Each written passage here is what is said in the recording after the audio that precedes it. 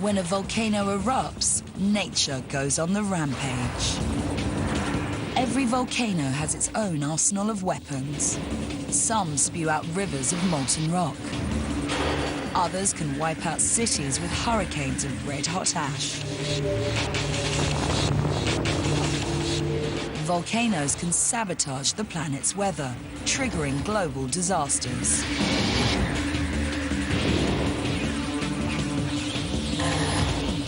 They may even have wiped out the dinosaurs. Volcanoes were once thought to be gateways to hell.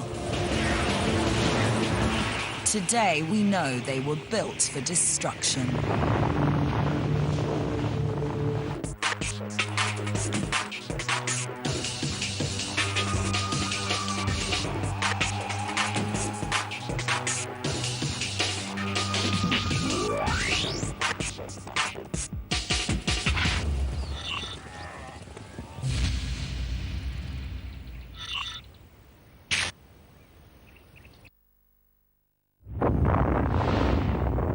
Volcanoes have helped create many of the ingredients of life, including the weather.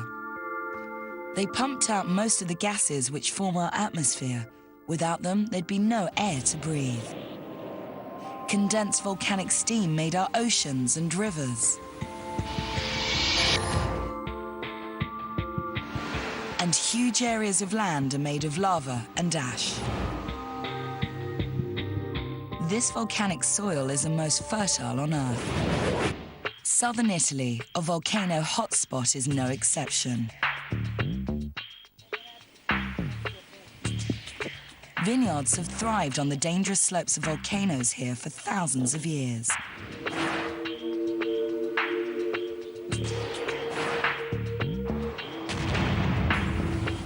There are more than 500 active volcanoes around the world. And today, as the world's population spirals, more than 500 million people live near at least one of them.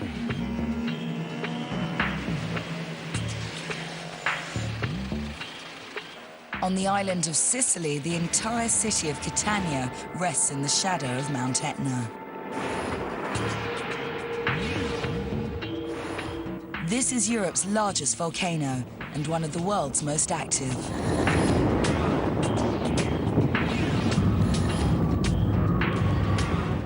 There are many kinds of volcano, each with different weapons.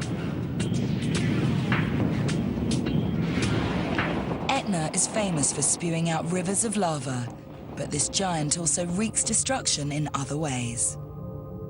In the 2002 eruption, volcanic ash climbed nearly 4 miles, that's 6 kilometers, into the sky.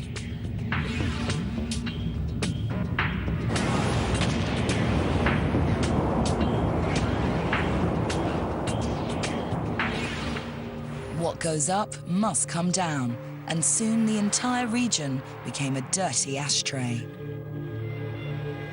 The people of Catania fought a daily battle with black rain. Ash carpeted surfaces and clogged crevices. The cleanup took months. On the slopes of the volcano, huge lava flows were getting more and more dangerous.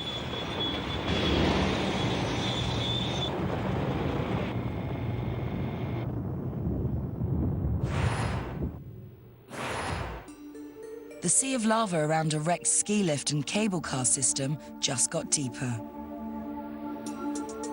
A restaurant used to stand here. Now there's only debris. But they're not abandoning the site, just making repairs.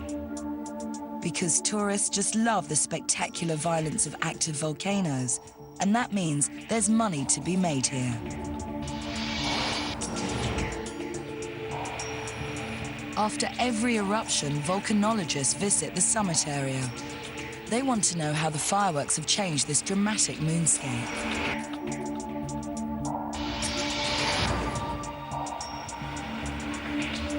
Like all volcanoes, Etna built itself. The eruptions started here 500,000 years ago, each one adding more layers of lava and ash.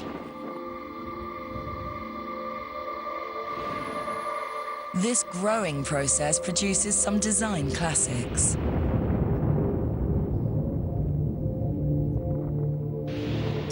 Steep pyramid-shaped volcanoes are made from sticky lava and ash, which stacks up in layers.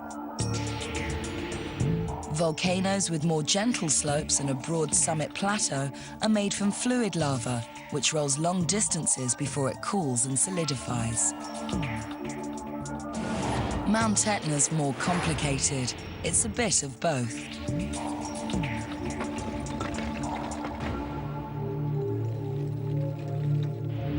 From space, you can see the different layers of lava.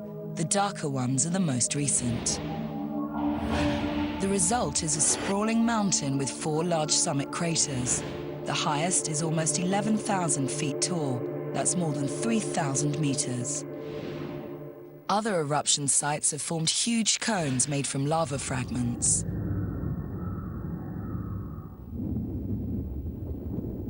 Most ash is molten rock, smashed into tiny pieces during an eruption.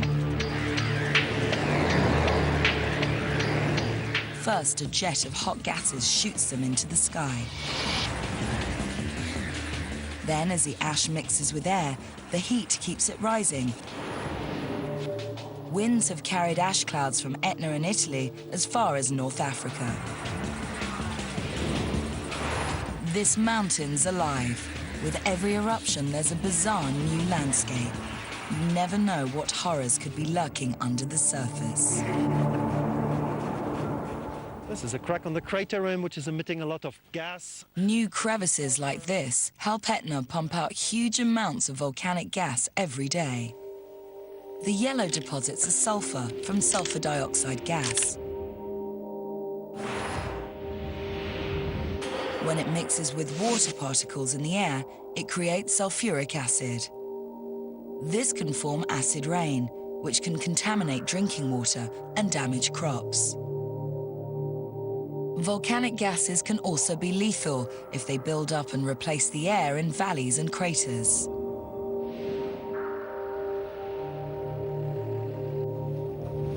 But these risks don't deter tourists.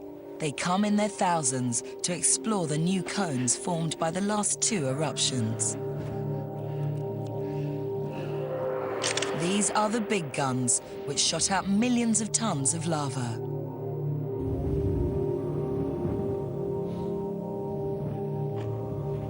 Over the last 25 years, 11 tourists have been killed when Etna suddenly belched.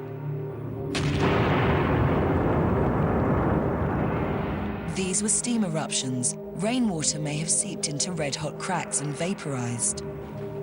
Pressure built up until there was an explosion, sending rocks flying into the air. But when Etna shoots lava into the sky, things get really nasty. Huge chunks of molten rock called lava bombs fall to the ground. Even experts can be ambushed. I just saw very large incandescent bombs coming my direction, and in order to avoid them, I just hid behind the crest, the rim of the crater, to let these things fly overhead. Enormous bombs of incandescent lava probably came out at a temperature of about 1,000 degrees. People who've been in war probably know this sound very well. It's like this. The summit area is littered with old lava bombs. They can be the size of a house.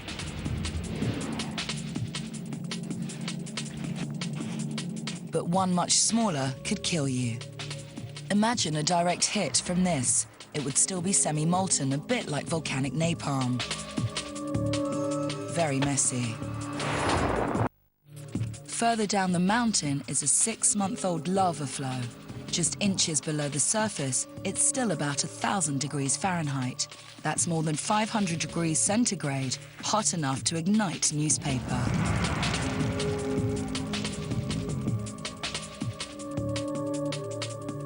But what is lava, and where does it come from?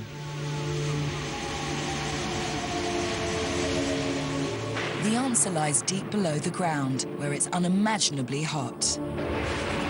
The Earth has a solid core where the temperature's about as hot as the surface of the sun.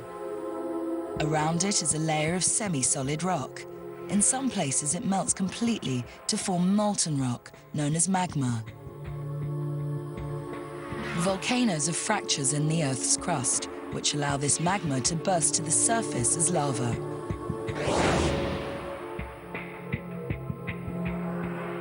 They usually occur along the boundaries of the huge jigsaw pieces, known as tectonic plates, which cover our planet.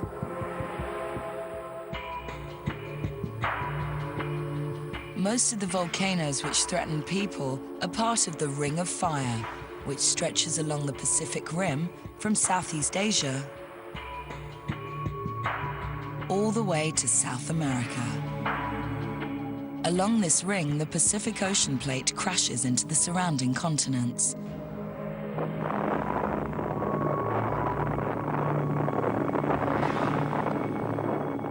Mount Etna was produced by a similar geological clash, this time between the African and Eurasian plates.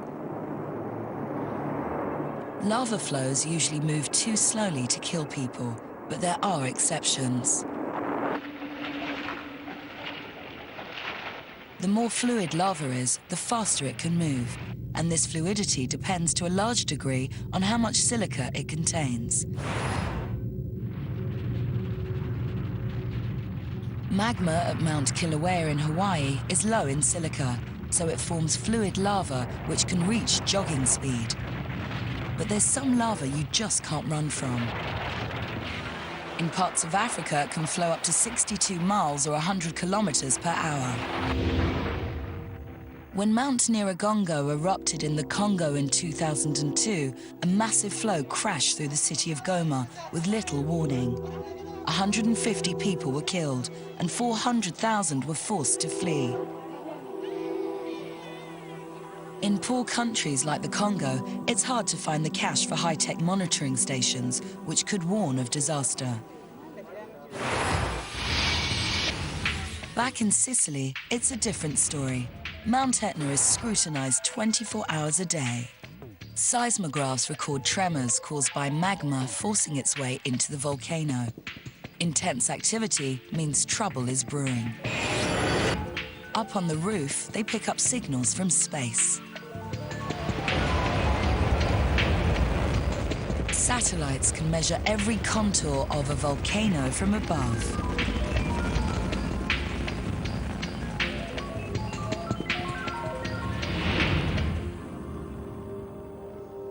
They can even tell whether its sides are swelling like a balloon. This means there could be an eruption brewing.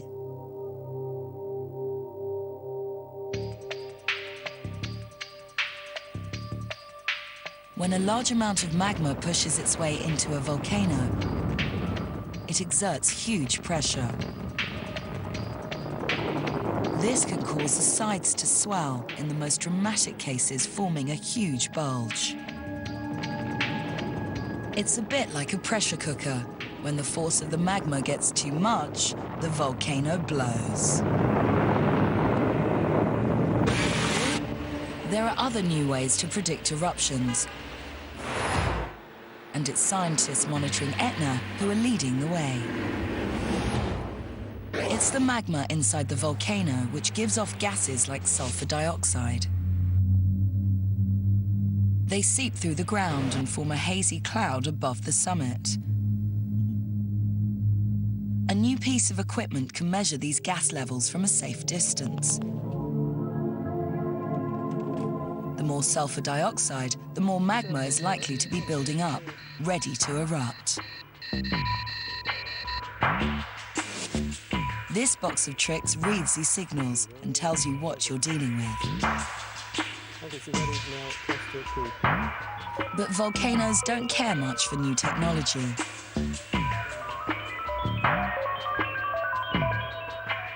When Mount Etna erupted in 2002, it gave less than 3 hours warning.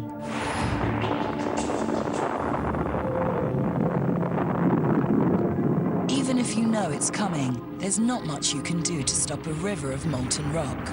Or is there? In 1669, a battle took place on Mount Etna between a giant lava flow and men armed with picks and shovels. Guess who won? the flow reached Catania 9 miles, that's 15 kilometers away. Even with modern machinery, it's almost impossible to stop a large flow with barriers. The lava just piles up higher and higher until it rumbles over the edge. It's better to divert the flow into specially dug channels or try to block it near the source. In 1991, a huge lava flow threatened the town of Zaffarena. When everything else failed, there was nothing left to do. They called in the US Army. The plan was to try and stop the flow further up the mountain using huge concrete blocks. They were dropped into the giant tube formed when lava cools and hardens around the outside of a flow, creating a pipeline for the molten rock inside.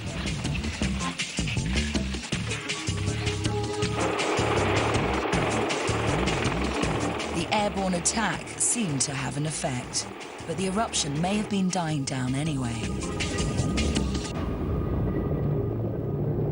One other method of stopping lava flows remains equally controversial: divine intervention. In 1991, a massive flow rolled over barriers and headed towards a farmer's home. The situation looked so hopeless, some local people felt the only option left was to pray.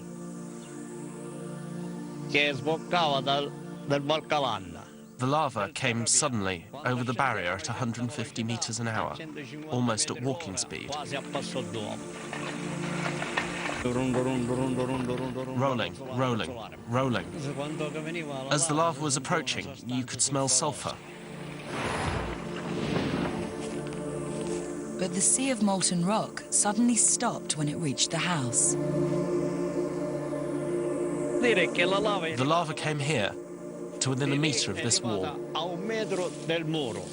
Some people think it was a miracle and erected a shrine to thank the Madonna. Whatever the case, this farmer will never again tend the vineyards which thrived here. This sea of lava will be solid for decades. At least this didn't happen. Another house wasn't so lucky. But even if you're out of range of lava, you're not safe. Etna has another weapon which can strike far from the summit: volcanic earthquakes. Volcanoes are high on the learning agenda at local schools. Volcanic earthquakes strike with little warning and can bring buildings tumbling down.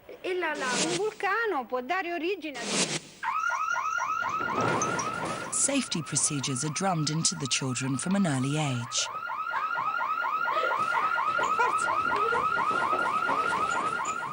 If you live on the slopes of a volcano, you have to adapt your everyday life. Luca, Alfio, Jessica, Daniele, Liliana. Okay. Volcanic earthquakes can happen when rising magma and gases shatter layers of rock, creating violent tremors. Or when magma withdraws, leaving underground spaces to collapse. At Etna, there's another factor. Part of the east flank of the volcano is slipping downhill, generating its own geological shockwaves.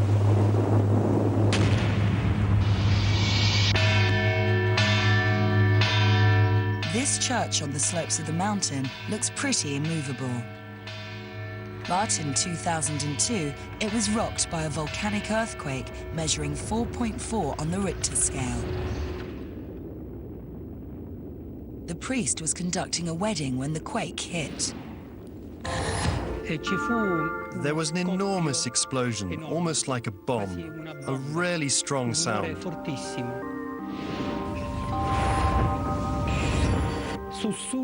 The ground moved up and down and the walls shook.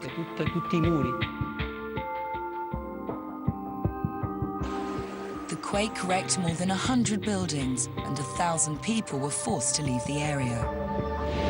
The priest rushed to another church across town and found a scene of devastation. I saw an enormous cloud filling the whole church.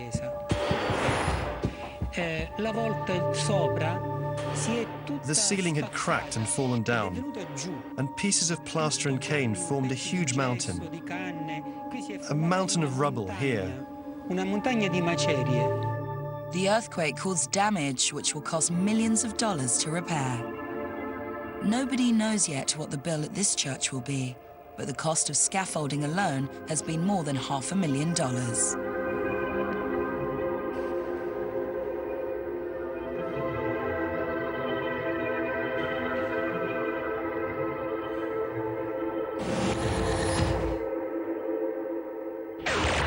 Nobody can stop volcanic earthquakes.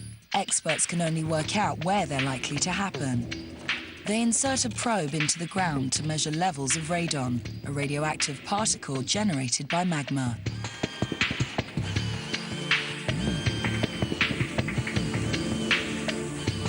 Once you've switched on, you wait for 15 minutes. The results arrive on a printout, like a supermarket receipt. High readings mean magma is bursting through cracks deep underground, raising the chance of earthquakes. The figure today is substantial, nearly 9,000. No need to panic, but there's certainly a lot of magma down below. And that means this brooding giant is always ready to strike. With little warning, Mount Etna can attack with lava, ash, and earthquakes. This might be hard to believe, but in other parts of the world, there's an even more dangerous kind of volcano. These ones don't spew out rivers of lava. They explode like bombs, shooting superheated gases, rock fragments, and ash into the air. Why do they explode? It's because their magma is extremely thick and sticky. It blocks up the volcano's plumbing system and stops gas from escaping. A huge amount of pressure builds up. You can see what happens next in the lab. They pour a mixture of resin and liquid gas into a flask. This replicates real magma, which contains volcanic gases kept in liquid form by the intense pressure underground. But when magma bursts to the surface, the pressure suddenly drops. And this is what happens. 3, 2, 1.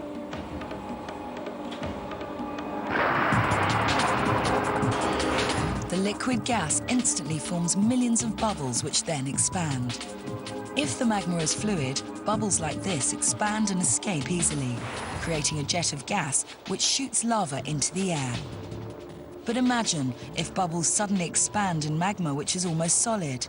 There's an explosion which shatters it to pieces.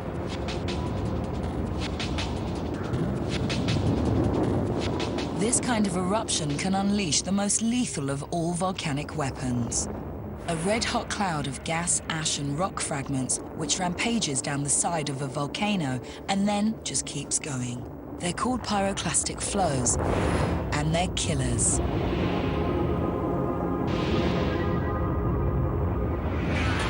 They can travel nearly 5 times the length of Manhattan in New York, and running away is often not an option.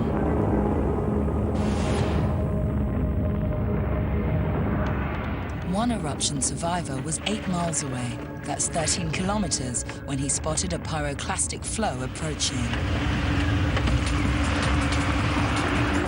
2 minutes later, he was driving for his life, well beyond the speed limit. But the wall of red-hot debris was catching up.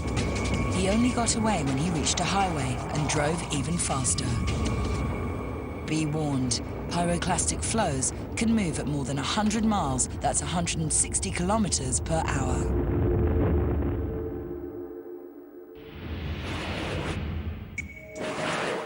But if you really want to find out about pyroclastic flows, check out the Caribbean island of Montserrat. People here share their lives with the Soufriere Hills, one of the world's most dangerous explosive volcanoes. Their capital, Plymouth, used to be a vibrant city. Tourists flocked here for sand, sea, and sundowners. Then in 1997, this happened.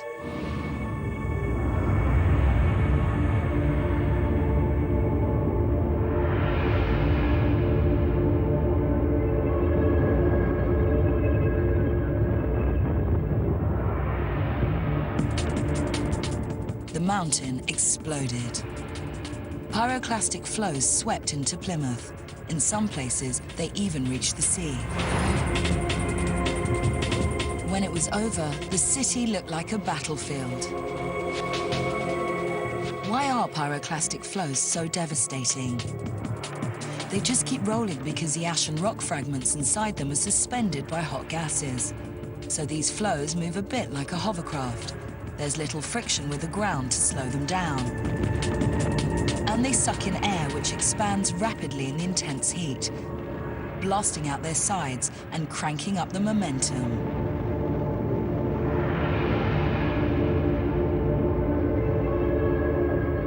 On Montserrat, the pyroclastic flows were so hot they ignited houses on impact.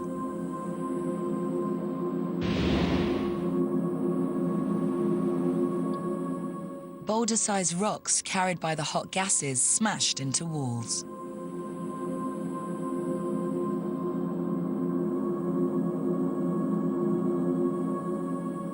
So much ash was dumped that many roofs collapsed.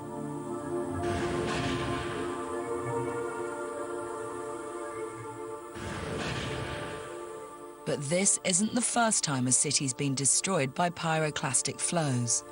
2,000 years ago, they did the same thing, but with even worse consequences. The ancient Roman city of Pompeii stood near modern-day Naples in southern Italy. Mount Vesuvius dominates the skyline here. When it erupted in AD 79, pyroclastic flows like the ones on Montserrat rolled into Pompeii. Thick layers of ash preserved the ruins and the death throes of people burned and choked by searing ash. Fortunately, you won't find anything like this on Montserrat.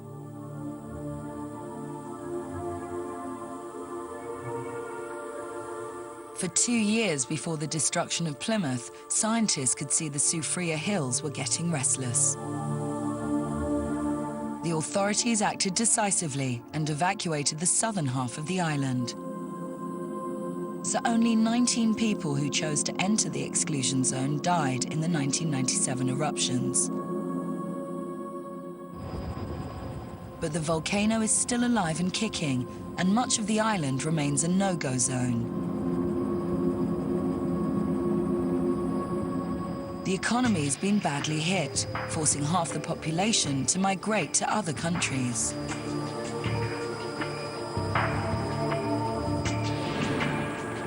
Meanwhile, this continues to grow, a lava dome at the summit of the volcano. Lava domes are unstable. The bigger they get, the more likely they are to collapse, disintegrate, and tumble down the mountain as a pyroclastic flow.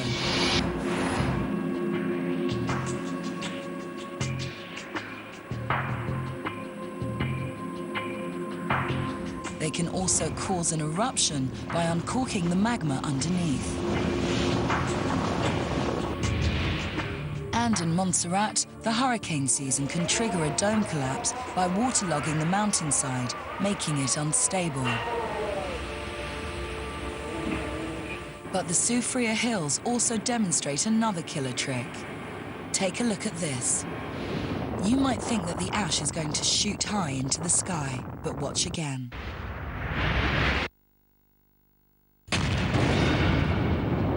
It explodes, but then it crashes down to Earth, forming deadly pyroclastic flows on the slopes of the volcano.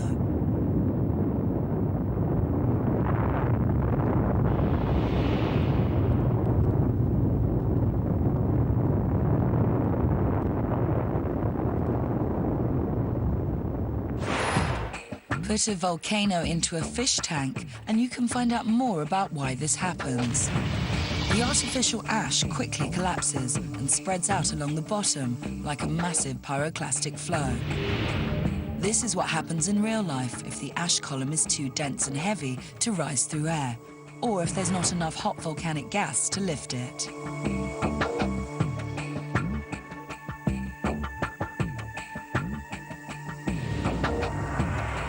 The eruptions on Montserrat have also unleashed a small but sinister airborne weapon. They've clogged up large areas of the island with extremely fine ash. People are breathing microscopic particles a bit like this, a little larger than cigarette smoke, deep into their lungs. Scientists think this could raise a risk of many respiratory illnesses, including lung cancer. Far away in Washington State, USA, another volcano has perfected a different weapon of mass destruction.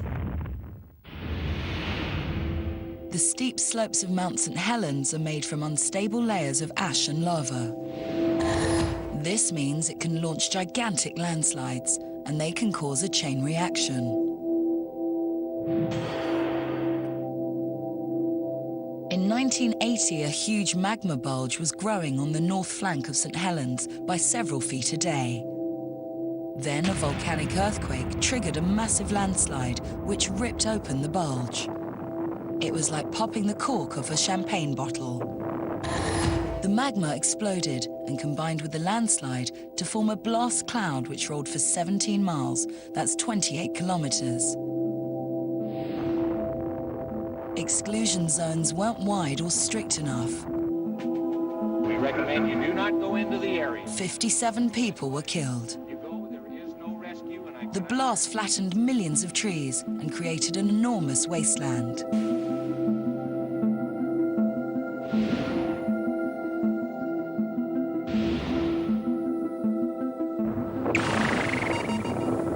One reason for the carnage was this.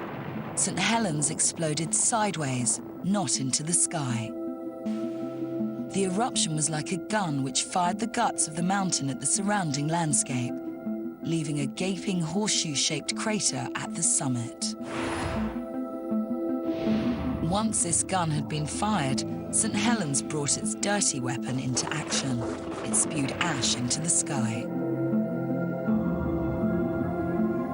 Because explosive volcanoes shatter magma into tiny pieces, they produce more ash than volcanoes which pump out lava flows. It's also usually much finer, so it can rise up to 30 miles, 50 kilometers, into the atmosphere.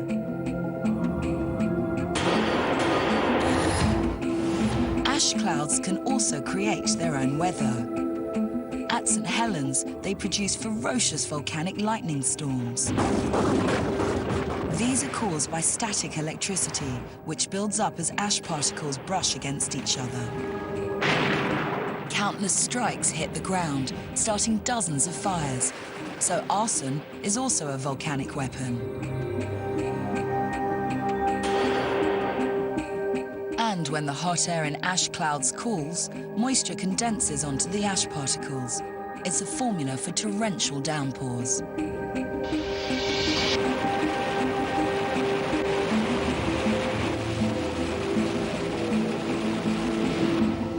Meanwhile, winds dump St. Helens ash across the region, turning day to night, as it smothered towns and ruined crops.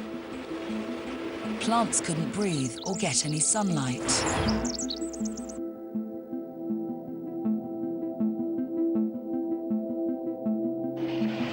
In Yakima, 84 miles, that's 135 kilometers away, the ash was so thick the highways and airport were closed. The town was completely cut off. But these effects on the weather were dwarfed by the global fallout from Mount Pinatubo in the Philippines in 1991.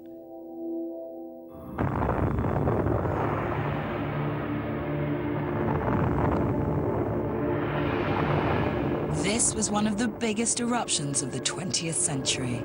The sheer volume of falling ash destroyed 42,000 homes. Many collapsed when rain waterlogged the ash on their roofs, doubling its weight. But the eruption also sprayed 20 million tons of sulfur dioxide gas into the atmosphere. It formed a cloud of sulfuric acid droplets, which spread across the equator and reflected solar radiation back to space. Global temperatures dropped and stayed lower than average for at least 2 years. Ash clouds can also cause air disasters because the tiny particles clog up jet engines. In the last 25 years, 2 jumbos which flew through ash clouds lost power in all 4 engines. They were seconds from disaster before their engines restarted.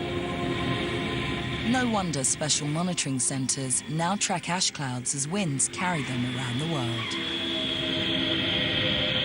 The weather also allows many volcanoes to brew up another deadly weapon, especially if they're tall enough to wring moisture from the clouds, like Mount St. Helens and the other volcanoes in Washington state. As clouds rise over their tall peaks, they cool and the moisture inside them condenses. It falls as rain or snow, creating glaciers. An eruption can melt this ice cap. Suddenly, water mixes with ash and other debris, creating cement-like sludge.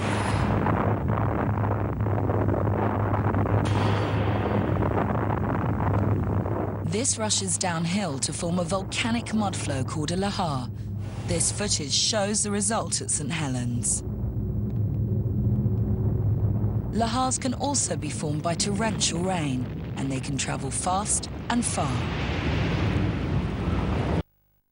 In 1985, an eruption at the Nevada del Ruiz volcano in Colombia melted part of the mountain's ice cap. About 2 hours later, a giant wave of mud hit the town of Armero, 30 miles, that's 50 kilometers away. Around 21,000 people were killed. To find ways to predict the behavior of lahars, you need a huge ramp. Then you unleash 40-ton test shots made from different combinations of mud, stone, and water.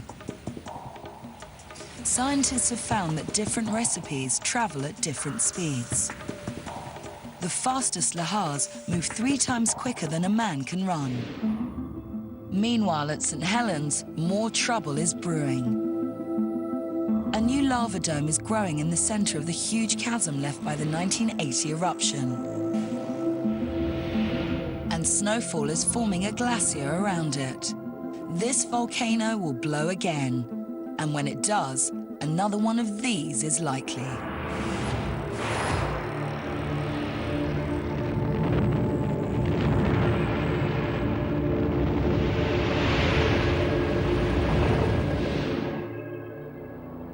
Some volcanoes use the sea to do their dirty work. They unleash a superweapon many people don't even know exists, a giant wave called a tsunami. In 2002, one of these hit the Aeolian Islands, a tourist playground off the coast of Italy. This was the culprit. Stromboli, the archetypal pyramid-shaped volcano.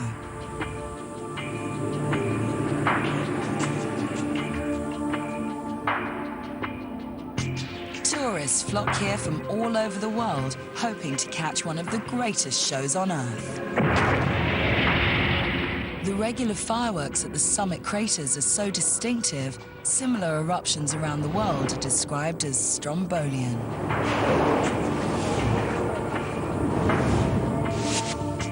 But the other things this volcano can do aren't so pretty. It's more than 3,000 feet tall. That's over 900 meters, with twice as much mountain below sea level. Its flanks are unstable, none more so than the Sciara del Fuoco, or Street of Fire, where lava flows reach the sea during big eruptions. This broad chasm was created 5,000 years ago by a huge landslide. And at the end of 2002, something similar happened. Stromboli erupted violently, and part of the Sciara del Fuoco collapsed. Imagine the ripples created by throwing a huge brick into a pond. This is exactly what happened here. The result was a tsunami as high as a 2-story house, which raced across the Aeolian Islands. It was a day the people of Stromboli will never forget. All over the island, they were going about their normal business. two old friends were driving through the narrow streets on their scooters. When they reached the bay of Fico Grande, they suddenly found themselves facing a tsunami. That day I heard a resounding noise, like surf but extremely powerful, a really frightening sound. It sounded like this. The friends ran for the nearest high ground, chased by a wall of water. It crashed into these steps, catching them here as they made their getaway. The first impression it gave me was that it covered the beach. You couldn't see the beach. All you could see was sea.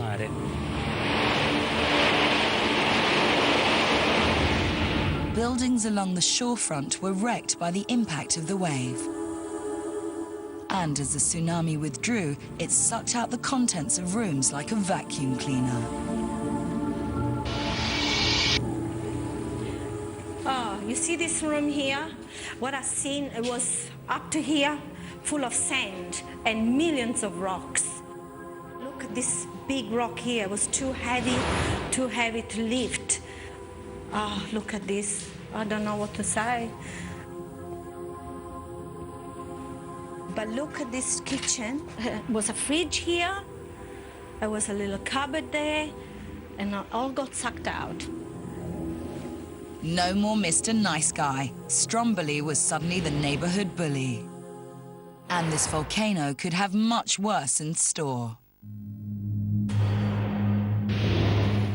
The tsunami which hit Stromboli prompted the authorities to evacuate the residents until they'd made the island safe. Hundreds could have been injured if the freak wave had occurred during the holiday season when tourists packed the shoreline. Safe areas on high land, like this square, were set up for people to run to if there was a repeat performance. Volcanologists were called in to monitor Stromboli round the clock using the latest technology, including webcams.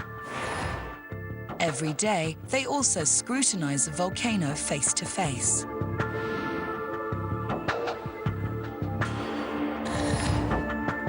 A team sets out by boat to the Serijal del Fuoco, where the tsunami was generated.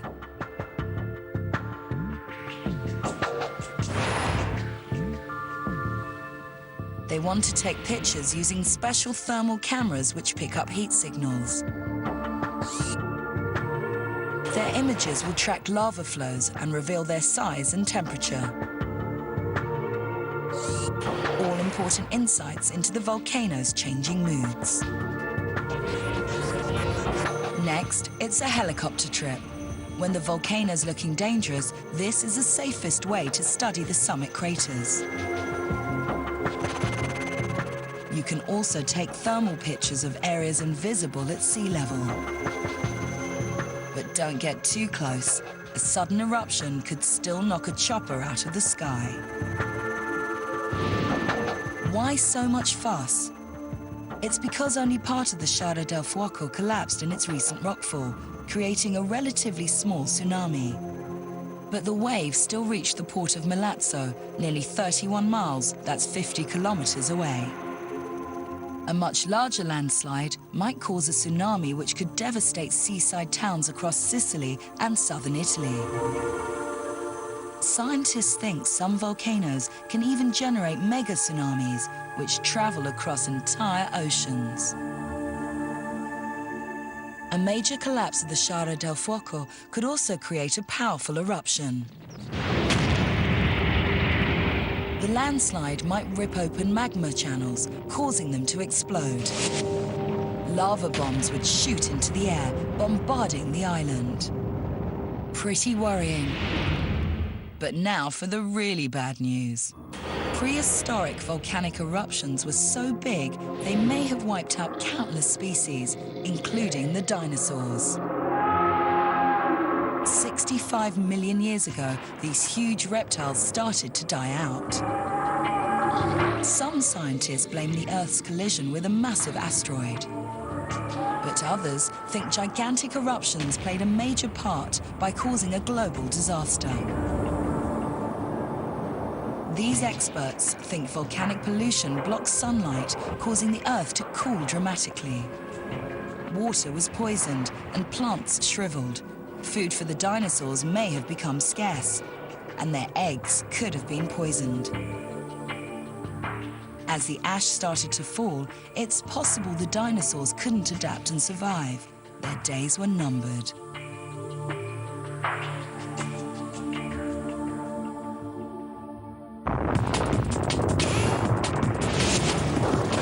At some point in the future, somewhere on our planet, the violent forces below the Earth's crust will produce another super eruption. Geological records suggest they happen on average every 100,000 years or so.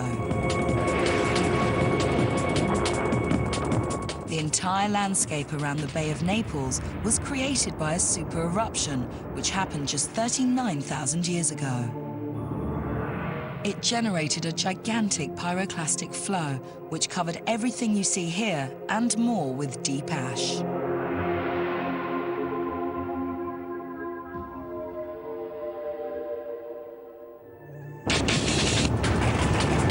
If man is still around when this happens again, our ability to survive may be tested.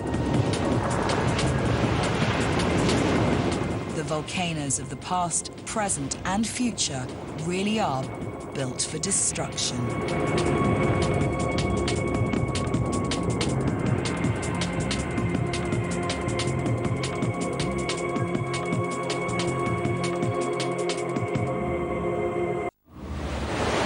Water, the very essence of life on Earth. But it does have a dark side. It's a breathtaking force of destruction right around the world. It can strike without warning, eliminating everything in its path.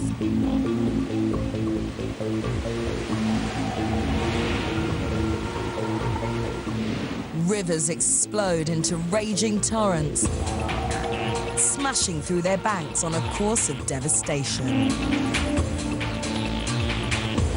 Streams pick up rocks, cars, even whole houses. And water can take apart the earth beneath our feet. Welcome to the world of floods. They really are built for destruction.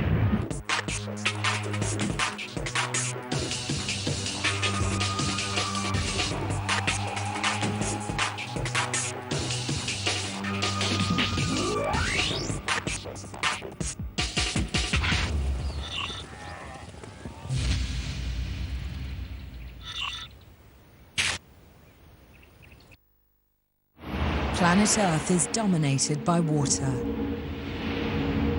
97% is in the oceans.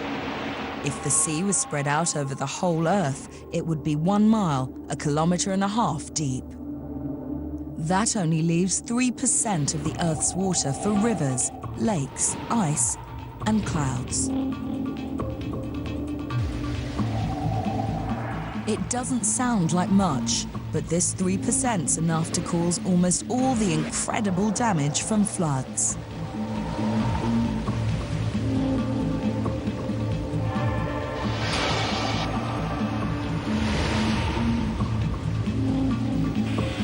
Floods are the most frequent and fatal natural disaster on Earth. They wreak havoc, using the weight and power of moving water.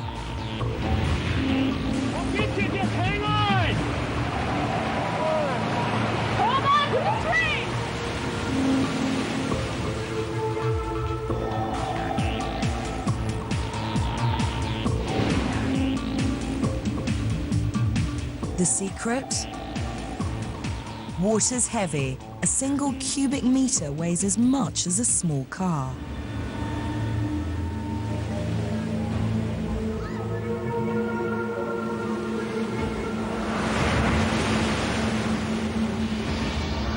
Let's have another look at what that power can do.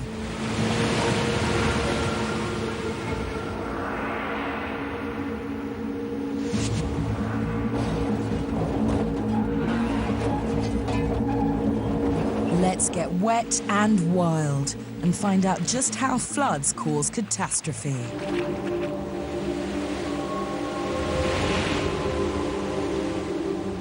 Floods come in two kinds, flash floods and river floods. River floods are usually bigger and slower, building up over days, sometimes lasting weeks. They're destructions on a massive scale.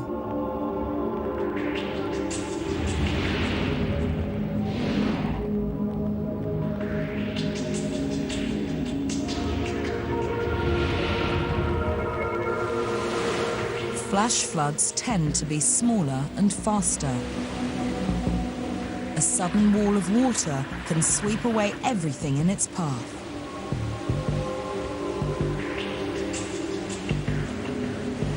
They disappear as quickly as they come, leaving turmoil in their wake. They can strike towns, coasts, and deserts. But many of the worst flash floods are conceived in the mountains. It's been raining, harder than usual, maybe just over a small area. There's a rumble in the distance, an approaching wall of water coming on as fast as an express train.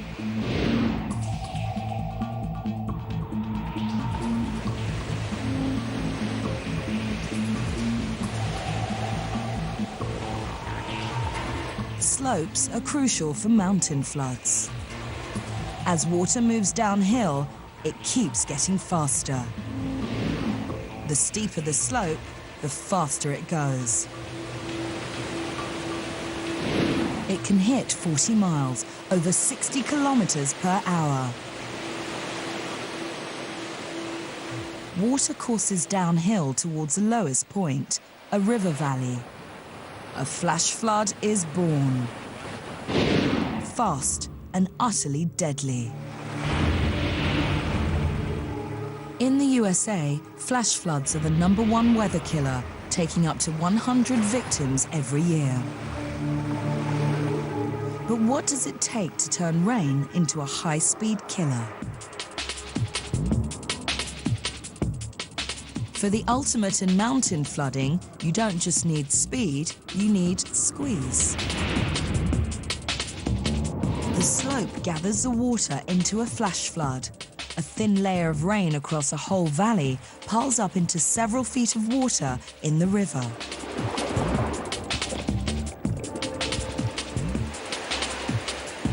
Whitewater rafters are looking for just the same thing, a narrow channel that squeezes the water together. And the rafters float on the top like a cork. Further upriver, where it's wider, the surface is calm. The raft only moves at walking pace. But here, the channel's narrower. The water fills a narrow ravine with a deep, raging, deadly torrent. It's because the same amount of water needs to get through a smaller space. Pushed by the weight of water behind, it moves faster. The whitewater's like the worst part of a flash flood. The rafters show us what this kind of speed means. For them, it's a thrill.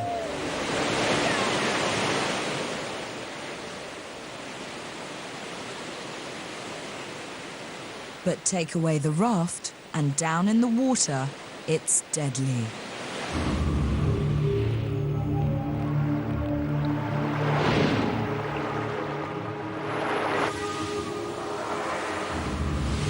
Boulders, cars, houses, people are picked up and carried off by the sheer power of water.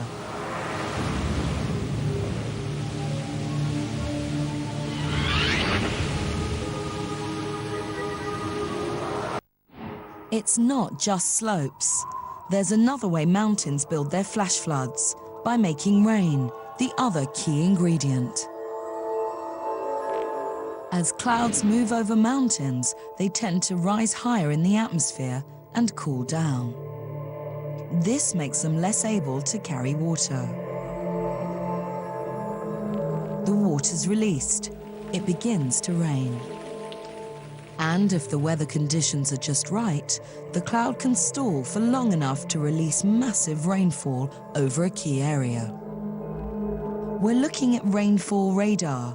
The green's where it's wettest. It's over mountains. Mountains are the perfect breeding ground for their special kind of flash flood. Now, let's see what they can do. The River Versilia in Italy.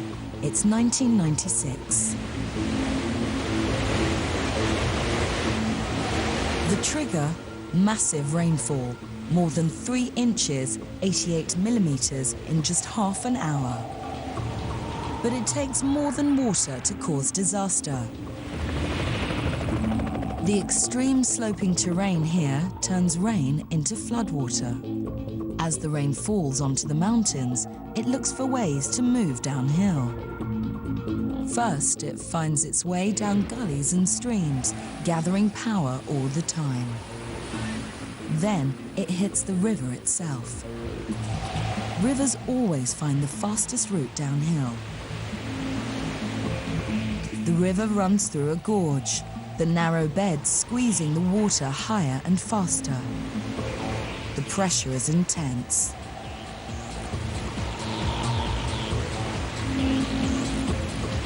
It propels rocks, mud, and debris like torpedoes. The flood's a huge bulldozer, a massive weight moving at great speed. In its path, the normally peaceful village of Cardosa, it doesn't stand a chance. It's almost totally destroyed. All the roads into the area are washed away. The villagers are cut off. 13 people were killed, but it could have been a lot worse. Flash floods aren't just destructive. Massive flash floods also come on fast, and they're rare. That's often why they're killers. People may not get any warning before it's too late. It was one of the most fatal flash floods in US history. Big Thompson Canyon, Colorado, 1976. A once-in-10,000-year event. 145 people were killed when a wall of water smashed through the canyon, sweeping away houses, cars, and tents. Now, a group of scientists have come back here to reverse engineer the flood, to deconstruct how it really happened. They hope it can help them predict where and when flash floods could happen again. Big Thompson Canyon's perfectly designed for floods. It's in the foothills of the Rocky Mountains. When it rains up there, the water's on its way down here. At key points along the canyon, the walls close in. That means the water gets deeper and its pressure rises.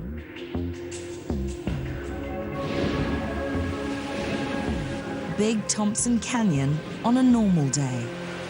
This may look like a bomb, but it's a tool for the experts to find out how fast the water's flowing.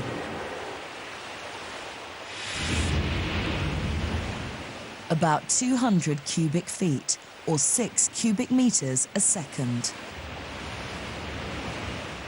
During the flood, it must have been vastly more.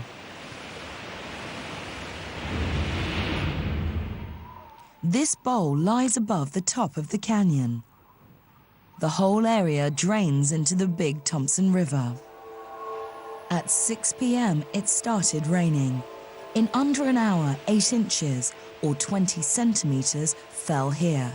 It kept on raining for 4.5 hours. A series of streams flowed into the canyon. Each took water from its own ravine and delivered it to the main river.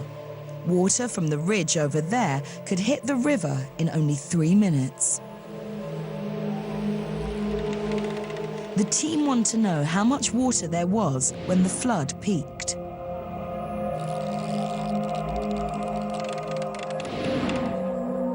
They need to find the high water mark, a line of damage on the canyon walls, so they can measure the area the water filled.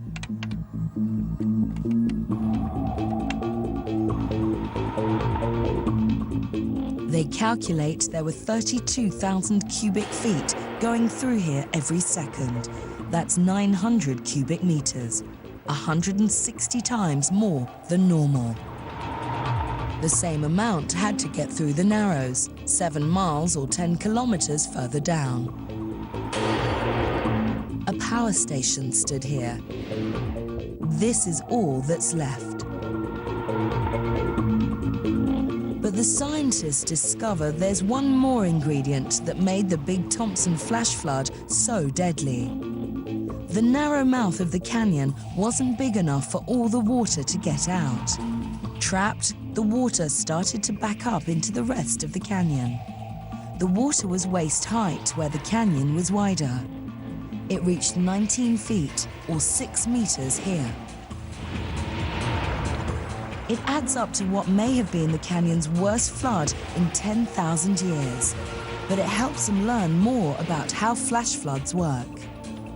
There's a really simple way to be safe in a flash flood. Get to higher ground. Mountain floods are driven by gravity. They can only move downhill. This gives their victims a fighting chance. A flash flood doesn't cover a large area. When serious rain hits, get out of the danger zone. Climb. At Big Thompson Canyon, people who stayed in their cars at the bottom of the valley were killed. If they'd been able to climb only this high, they'd have survived. This is where the water stopped rising. It's possible to be in safety only a few feet from where people are in mortal danger. What happens if you don't get out of the way? Eric was one of the first rescue workers at Big Thompson Canyon.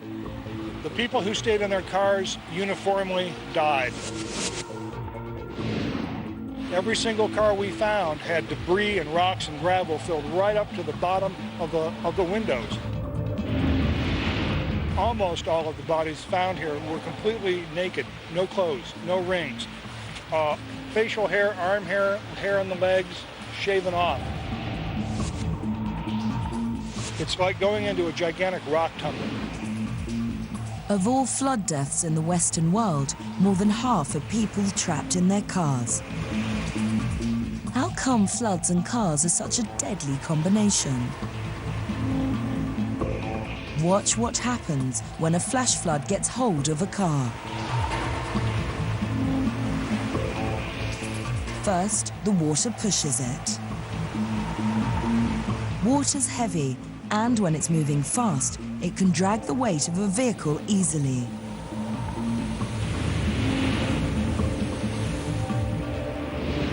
And cars are buoyant.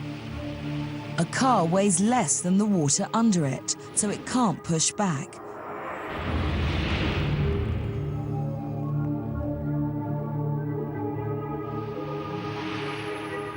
Once water reaches halfway up the doors, the car starts to float. Once the wheels are off the ground, the flood's in control. Most people don't know that water this shallow is dangerous. It's a deadly mistake to make. They think they can drive through. By the time they realize they can't, it's too late.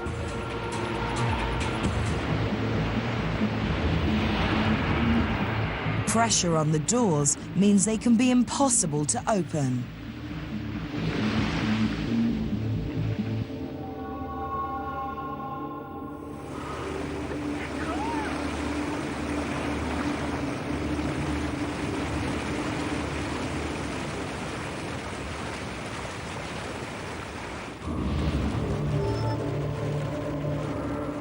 Instead of drifting to the edge of the flood and to safety, the cars almost always pulled into the fastest flowing water. The edge of the channel creates spirals of current, pulling it into the middle. Everyone in the cars scoured by the debris the water carries. It's like being sandpapered alive. Eventually, the car fills up with water and sinks.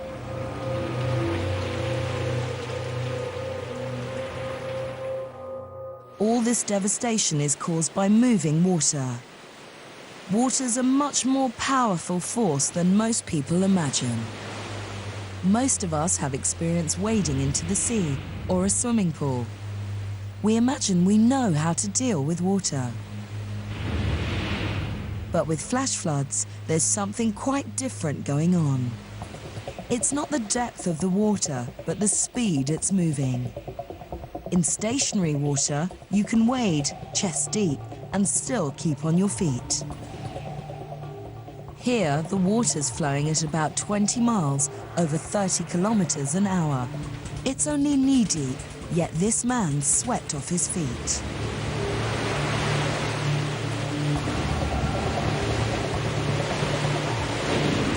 The momentum of the water's the problem. It's like trying to stand up against a moving car. And there's another ingredient that makes floodwater so dangerous: turbulence. At slower speeds, the water moves as a single sheet, smoothly. But once it hits obstacles, like boulders, this smooth sheet breaks up into separate ribbons. Where water and rock collide, there's a zone of turbulence. The water churns chaotically, dragging people deep underwater or smashing them into debris and riverbanks like toys.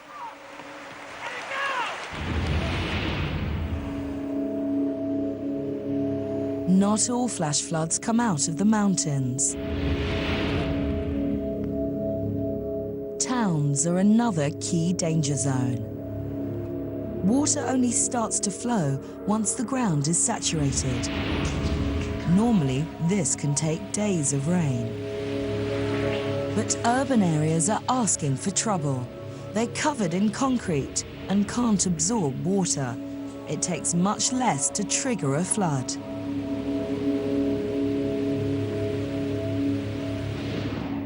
And here's a flash flood that proves it. Fort Collins, Colorado, lies just below the foothills of the Rockies. This town's a serial victim of flash floods. July 1997. It's been raining for several days. But the downpour on the evening of the 28th is way out of the ordinary. 10 inches or 25 centimeters lashed down. Amongst the urban concrete, the water couldn't be absorbed. It ran down to a huge sunken area behind the railway embankment and formed a lake. Just below, there was a trailer park, and the people who lived there were unaware of the danger. The water level was rising fast. The water could only get out through these small drains. Amazingly, the bank held, despite hundreds of tons of water pressing against it. But as the water reached the top, it overflowed and took the embankment apart. A wall of water cascaded through the mobile home park beneath. 5 people drowned. The water came up so fast, people who stopped to put boots on were too late to get away. All of it from less than 3 hours' rain. This is where the trailer park used to stand. Now no one lives here. Floods like Fort Collins don't just cause destruction with water. They've got more tricks up their sleeve, and some of their side effects can be surprising. Water can cause fire. The immediate dangers when water and electricity meet. The water shorts out electric circuits. The sparks can ignite buildings.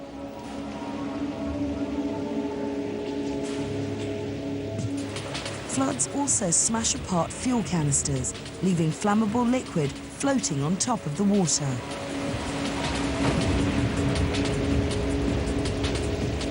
One spark can cause a huge explosion or turn a flood into a sea of flames. Most flash floods are caused by massive sudden torrents of rain, but there's another kind that's even more sudden and totally man-made.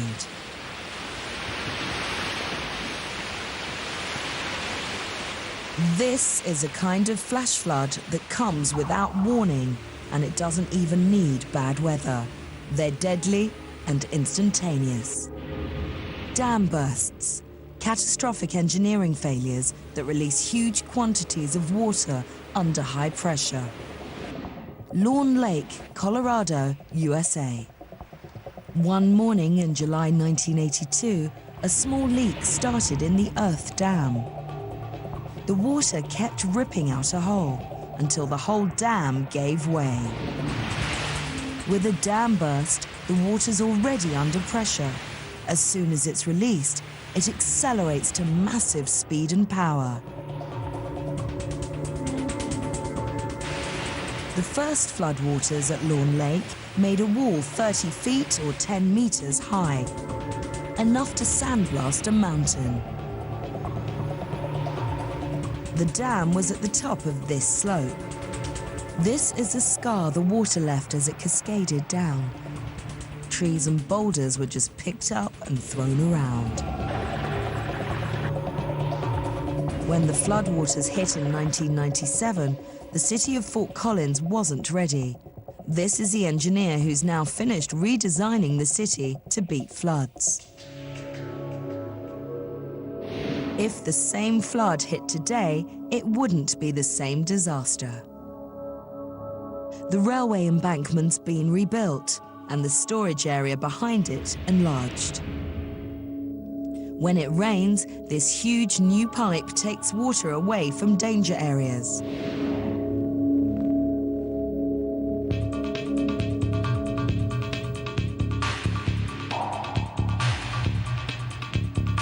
The fire brigade is specially trained to rescue people from floods.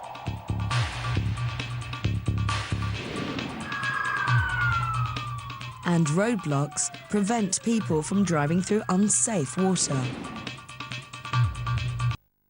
As well as flood-proofing towns, engineers have devised ways to protect individual homes. These houses were hit by the '97 flood. Now they've been rebuilt to keep floods out. The basement's always most likely to get hit. A waterproof wall keeps floodwater at bay. But it's more complex than that. If you keep floodwater out, the walls have to support the weight of the water. If it's deep enough, they can collapse.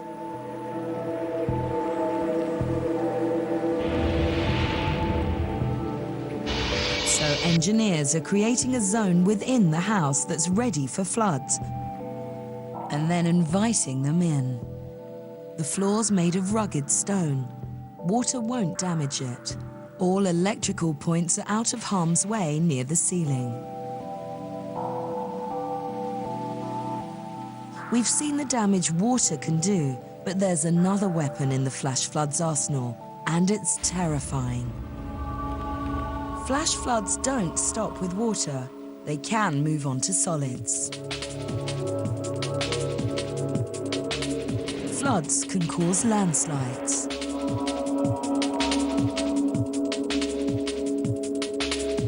The torrents of fast-flowing water in a flood rip away at any exposed surface. Piece by piece, they deconstruct banks and cliffs. Eventually, there just isn't enough support left. The ground collapses and takes down whatever's standing on it too.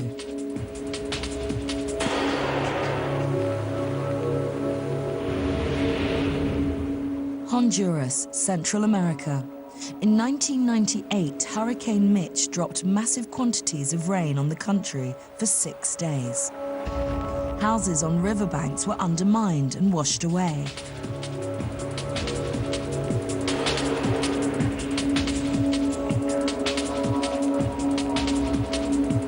Whole hillsides suddenly collapsed. How does it happen? On a steep slope, torrential rain soaks into the soil. The water increases the weight and starts to pull the ground apart. Once it's too heavy for the slope to support, the whole thing collapses.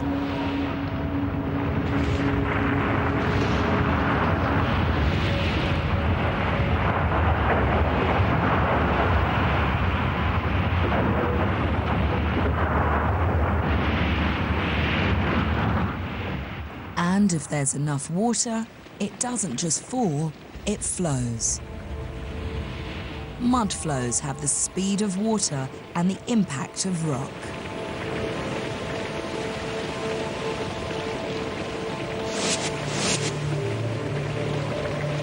This mud flow had the consistency of newly poured concrete.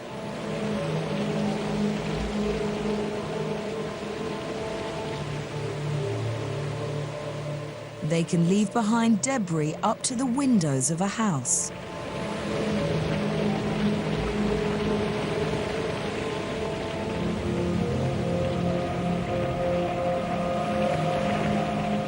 All this destruction's part of the arsenal of flash floods, rare and sudden. River floods are a totally different animal to flash floods, but just as deadly. They're slower moving and can last months. They can cover vast areas with water, destroying crops and livestock, or inundate cities, costing billions in damage. Even though they're called river floods, they can also come from the sea. They can take thousands, even hundreds of thousands of lives. And they tend to strike in the same place year after year.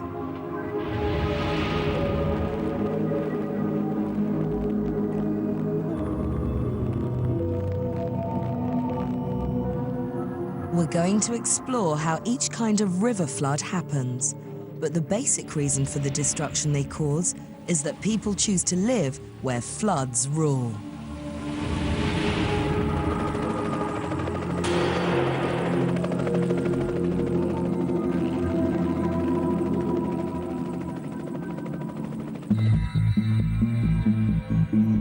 Venice, Italy's city of canals. It's built on islands, desperately close to sea level.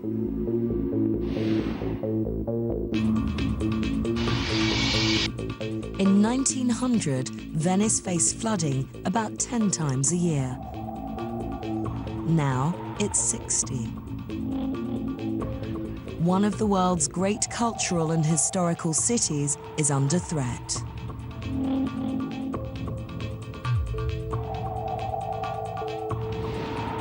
Venice is slowly sinking, but the water's rising to meet it.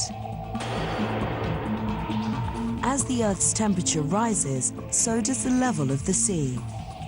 The city lies in a lagoon.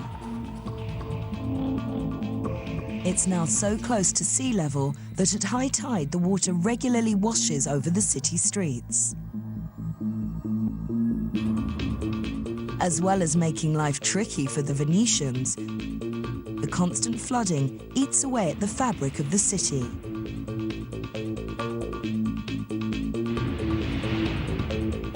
In the last few decades, half the population's abandoned the city.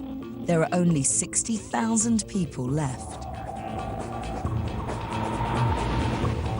But now Venice is trying to turn back the tide. They're pinning all their hopes on an incredibly ambitious set of flood defenses. The costs estimated at around $3 billion. They aim to close off the lagoon to high tides.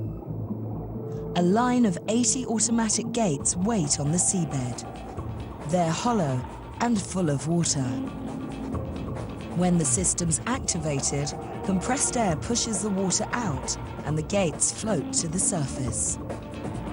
They make a wall, linking the surrounding islands. The lagoon will be closed off to incoming water. It's a brave plan, and if it works, Venice will be saved. There's one problem. The gates are there to stop the tides. But at the moment, Venice also relies on the tide to remove all the city's sewage from the lagoon. Venice's problems are with the sea, but it's rain that causes most of these bigger floods. Just because they keep coming back doesn't mean these floods are predictable. One of their most ferocious weapons is surprise. 2000, the rains came to Mozambique, southern Africa. Many people awoke to find their houses halfway underwater. As the water kept rising, they took to the trees and rooftops and awaited rescue. Helicopters were the only way in. These boys were lucky to be spotted. It was a race against time. It looked like the wind from the rotors was going to blow them away. None of them could swim.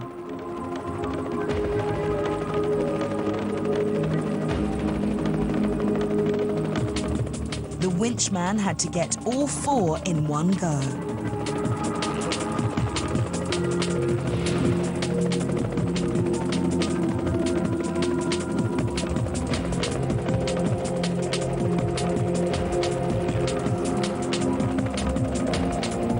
How did the waters rise so fast? Massive rain swamped the rivers that flow through Mozambique. It's a low-lying country, and there was nowhere for the water to go. More than 700 were killed before the floods subsided.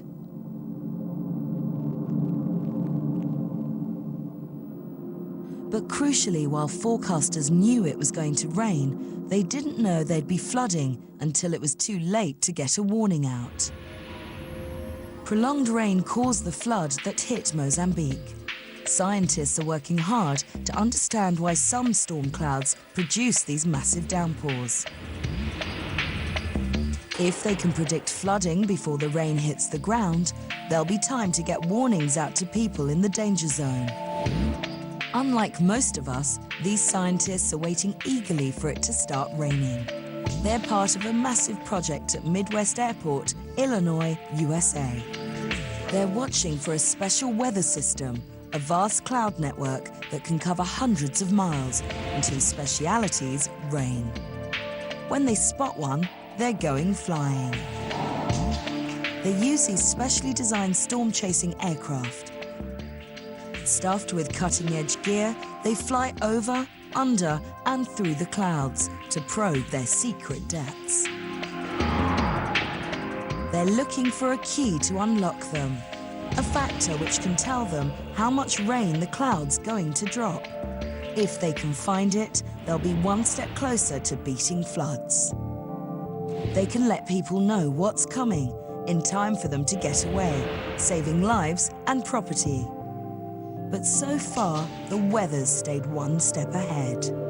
We still don't know why one cloud produces flood-creating torrents of rain and another passes over harmless. We're still playing catch-up with floods. The stakes in this game are huge.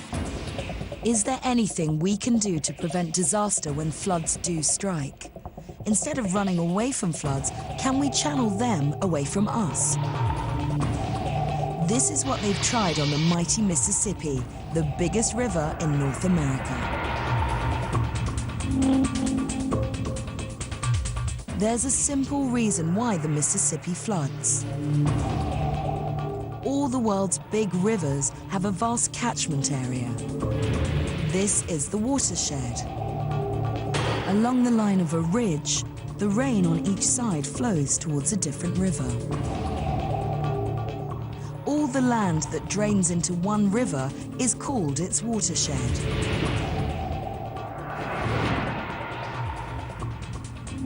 The Mississippi drains most of the land between the Appalachian and the Rocky Mountains. 31 US states and 2 Canadian provinces. That can be a lot of water. The Mississippi's been subjected to more engineering work than any other major river on Earth. For a century and a half, the US armies tried to tame the Mississippi.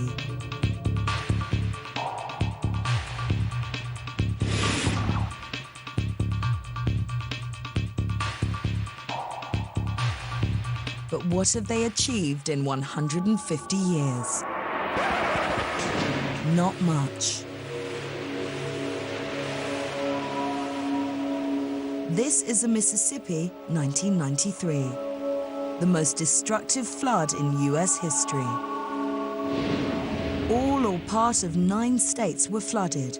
At some points, the river was 15 miles or 25 kilometers wide.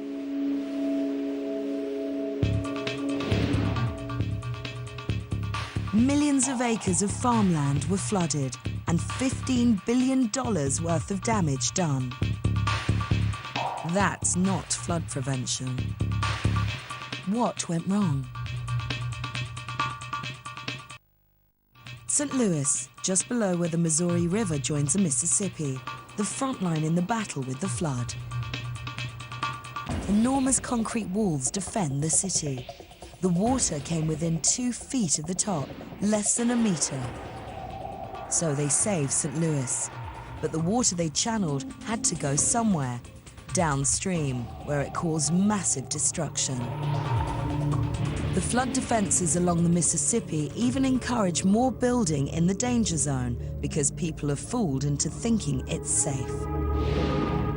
So much so, in the last 50 years, 80% of the river's wetlands have been drained to make way for towns and farmland.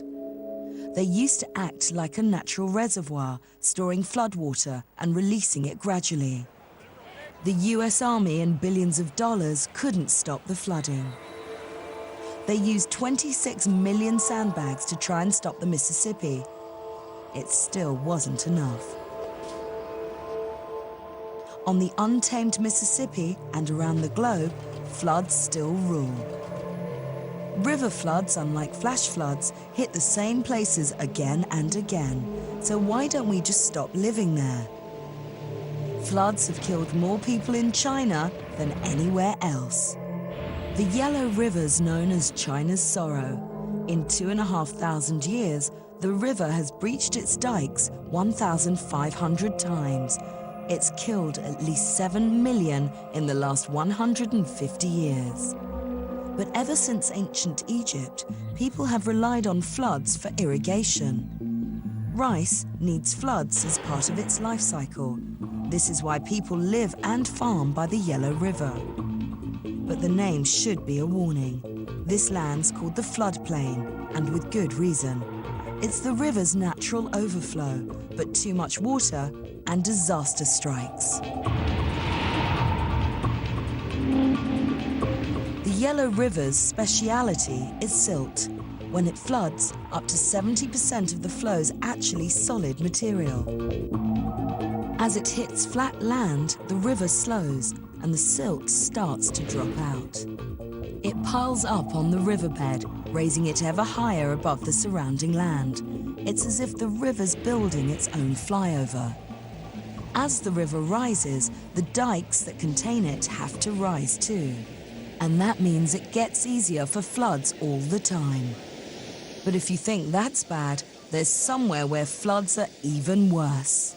The ultimate flood nightmare's yet to come.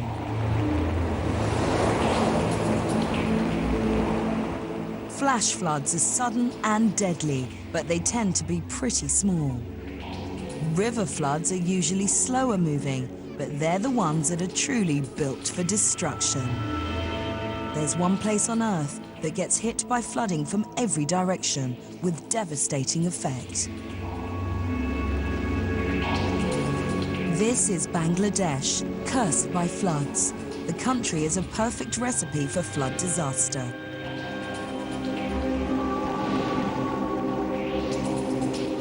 Most years, it floods. Twice a decade, it does so disastrously.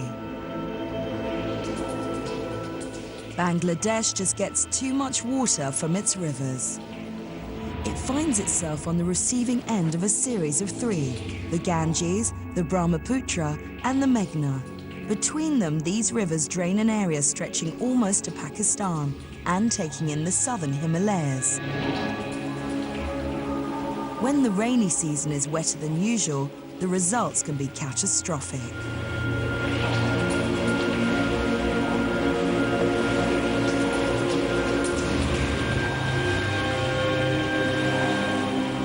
But Bangladesh is hit by a double whammy. It's also threatened by tropical cyclones. They bring with them something called storm surge. Storm surge is a wall of water, piling in off the sea and drowning the land. It can take just a couple of hours.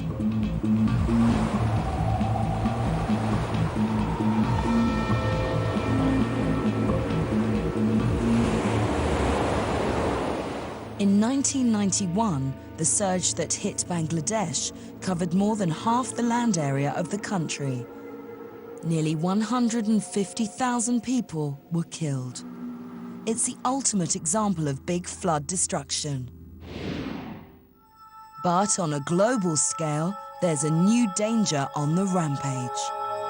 The vast majority of fresh water on Earth is locked up in the form of ice at the poles. Because of global warming, the ice is starting to melt. The vast Antarctic ice sheets are under threat. Some scientists fear icebergs as big as a small country could fall, crashing into the sea. When an object splashes down, it pushes out a wall of water matching its own weight. It's like dropping an ice cube in a glass, but millions of times bigger. A massively destructive ocean wave would spread out from the impact site and threaten every ocean coast in the southern hemisphere. For now, it's a very remote threat, but one day it could be all too real. The fight against floods is only getting more urgent. Floods are the most frequent, fatal, and destructive natural phenomenon on Earth. They can drown vast regions, pick up people and cars and hurl them around. Humanity has spent thousands of years trying to control the water of the flood. We still can't do it. And floods may be on the rise. The future could be wet for us all. This is one force of nature that's truly built for destruction.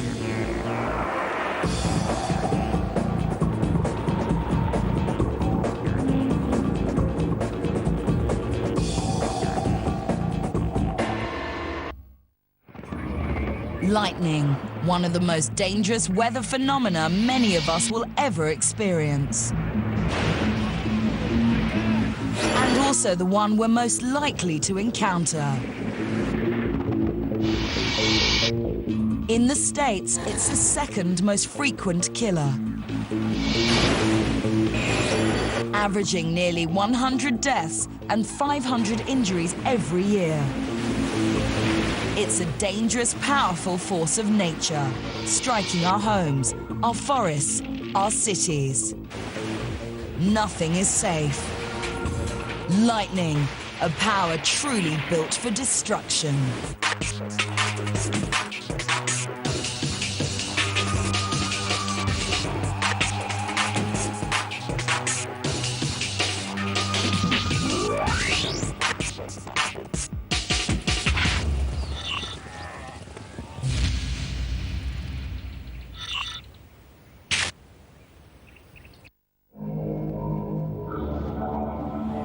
Around the world at any given moment, 2,000 thunderstorms unleash their energy.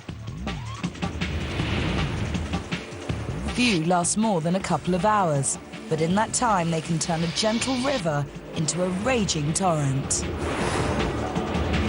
Hail can damage crops and property.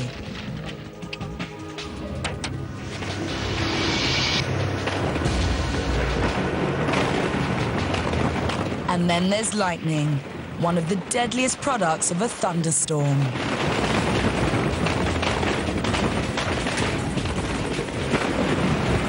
The world is lit by more than 8.5 million strikes of lightning every day. Few places on Earth are free of lightning. It can start fires and trigger explosions.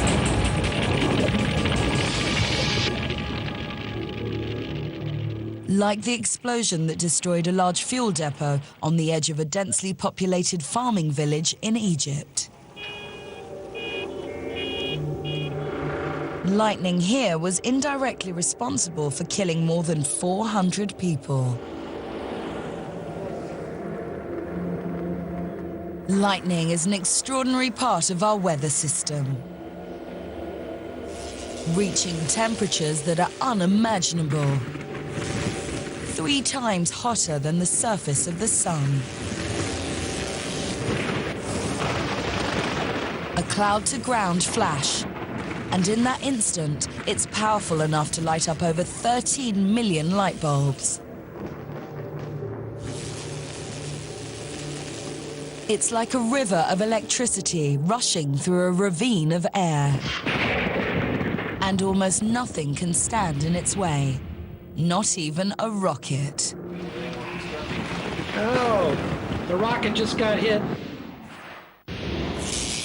Florida is home for the American space industry. It's also a favorite destination for lightning. It has the right kind of weather for thunderstorms, heat and humidity.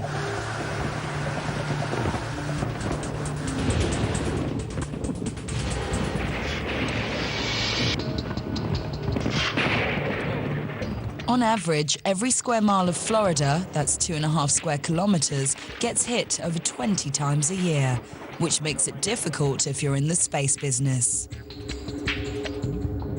November the 14th, 1969, the eyes of the world were on Florida as Apollo 12 was launched. It was only the second manned rocket destined to land on the moon. 3 astronauts were launched into the stratosphere. 9, 8, ignition sequence start. 6, 5, 4, 3, 2, 1, 0. All engines running. Commit. Liftoff. But seconds later, the rocket was struck by lightning.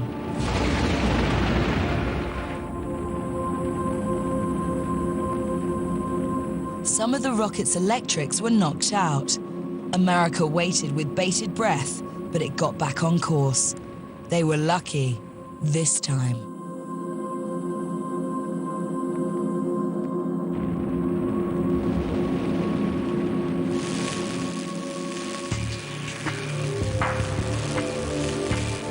Let's take a closer look at this destructive force. This generator was made by Robert van der Graaf in 1931. It simulates a flash of lightning and was originally used to research the smashing of the atom. It gives us some idea of the speed and size of lightning we see in the sky. A typical flash lasts 1/5 of a second.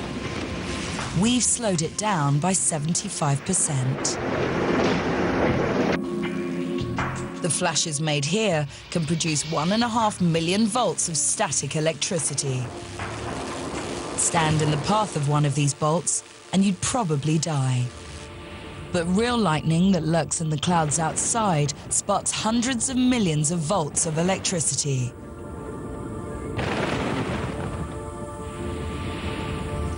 A thunderstorm is not the time to go outside and play.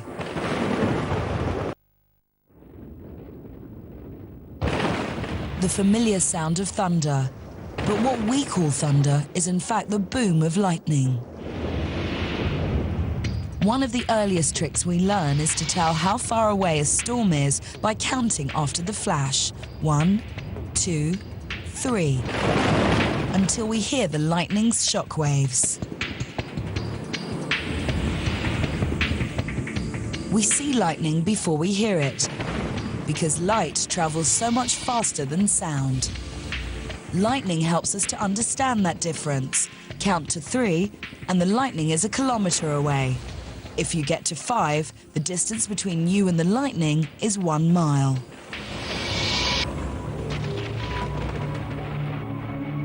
So why does lightning make such a sound? As it streaks through the sky, it heats up the air in its path. This makes the air expand at supersonic speed, sending shockwaves through the sky, which explode with a boom.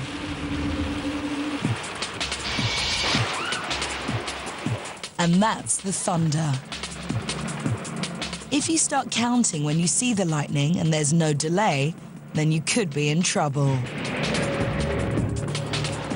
So what are the warning signs that a thunderstorm is on its way?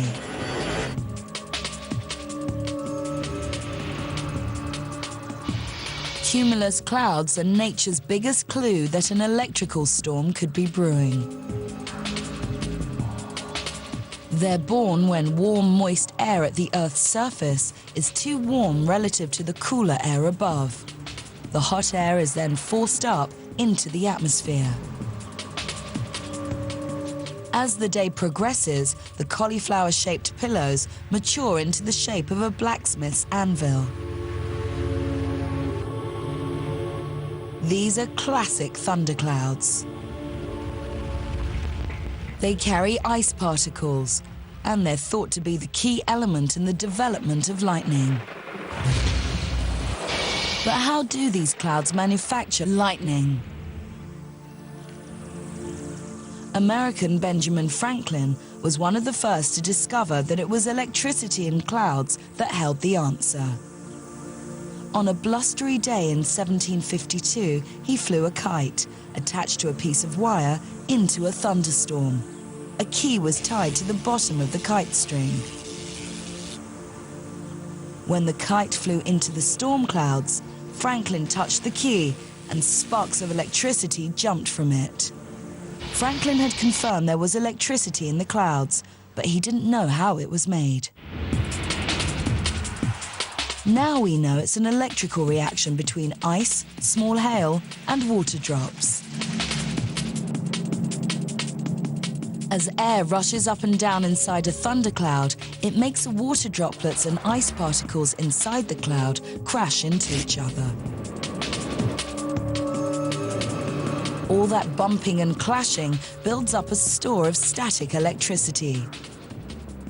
And the flash of lightning we see in a storm is just that, a giant spark of static electricity. We need to be able to anticipate that lightning, because when lightning and man collide, the consequences are damaging and can be fatal. Life-shattering bolts from the skies aren't rare. Some scientists estimate that around the world, at least one person is killed on average every day. During our lifetime, we have about a 1 in 3,000 chance of being struck. And it really can happen anywhere, especially outdoors. 50,000 people were at this concert in the States in 1998 when a severe thunderstorm swept in. A bolt of lightning cracked concrete in the stadium, and several members of the audience were hospitalized. And look what happened at this football match in South Africa. Thankfully, none of the players were killed. Lightning can be described by its appearance. Lightning which hits the Earth is commonly called forked lightning. It always takes the easiest route to the ground. This often means the quickest.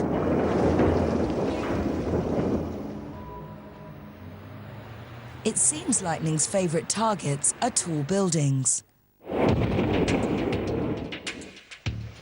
They can be the first objects lightning comes across on its journey to the ground. Every year, the Empire State Building, which towers over much of New York, is hit about 100 times. But because it was built like a giant lightning rod, it hasn't been damaged. Lightning rods are made of metal, so in the first instance, they act like a magnet, luring the lightning to strike them rather than the building. Metal provides a quick and easy route for lightning. Electricity flows easily through the atoms in metal. It's an excellent conductor or carrier of electricity. So a metal lightning rod guides a destructive force into the ground. Once there, it dissipates and it loses all its electrical charge.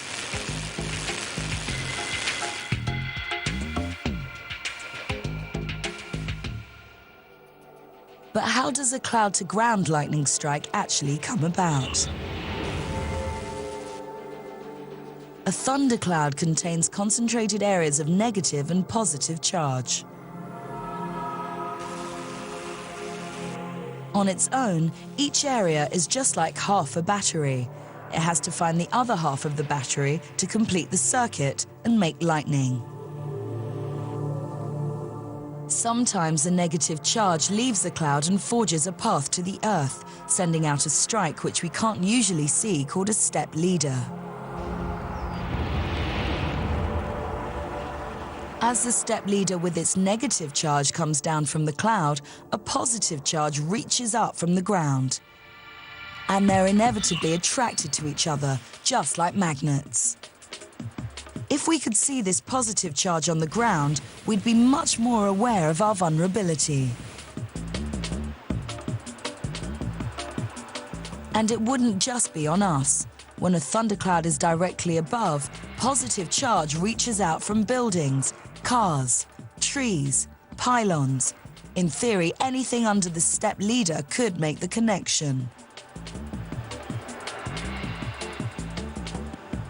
In practice, it goes for what it's most attracted to, usually the nearest and most welcoming targets, like tall objects and metal.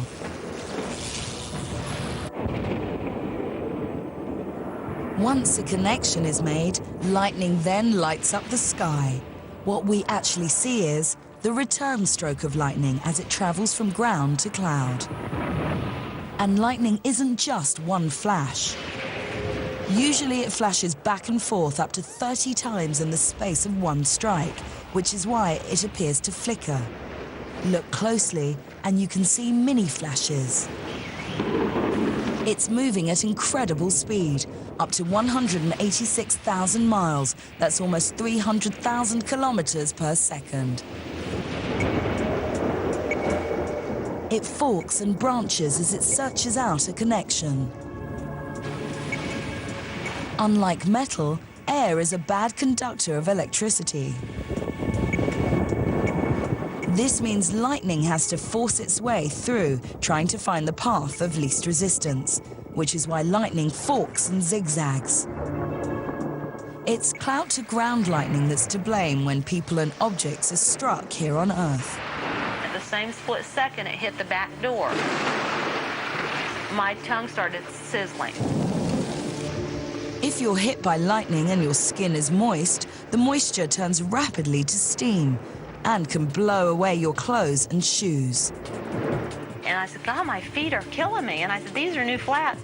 And I sat down and I looked at them. Both heels were blown out. They were melted, and there's an exit point.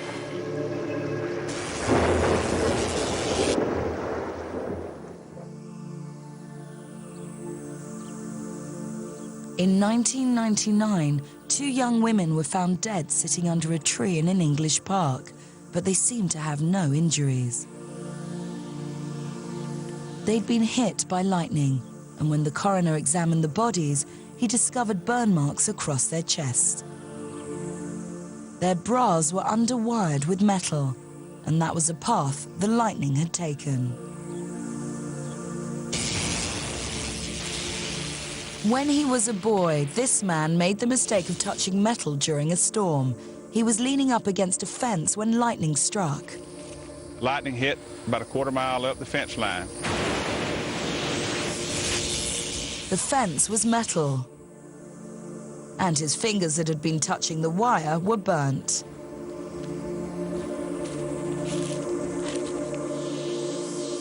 The tips of these 3 fingers right here were like you put your hand on a stove, but it was real hot. He'd suffered an electric shock. The power from the lightning had carried easily along the metal.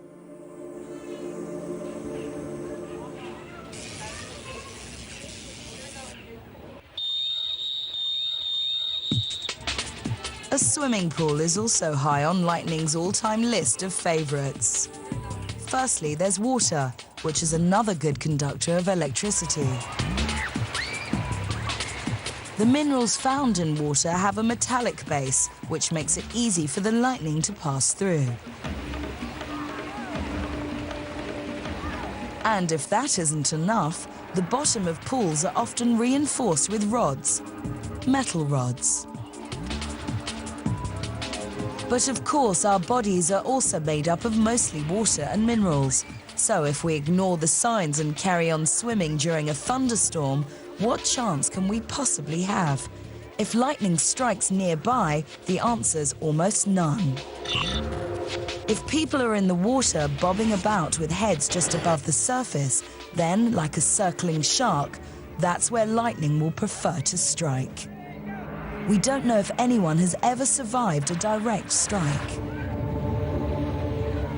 And lightning doesn't necessarily take out its victims one at a time. If lightning strikes a swimming pool, everyone's at risk. It electrifies the water, which then carries its killer charge in all directions, taking out whoever is in its path.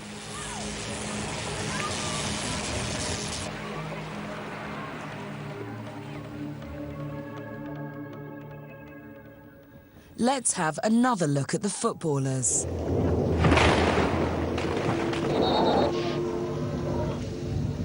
Lightning has spread its tentacles across the ground. If the ground is wet, its lethal charge could be carried as much as 330 feet. That's 100 meters away.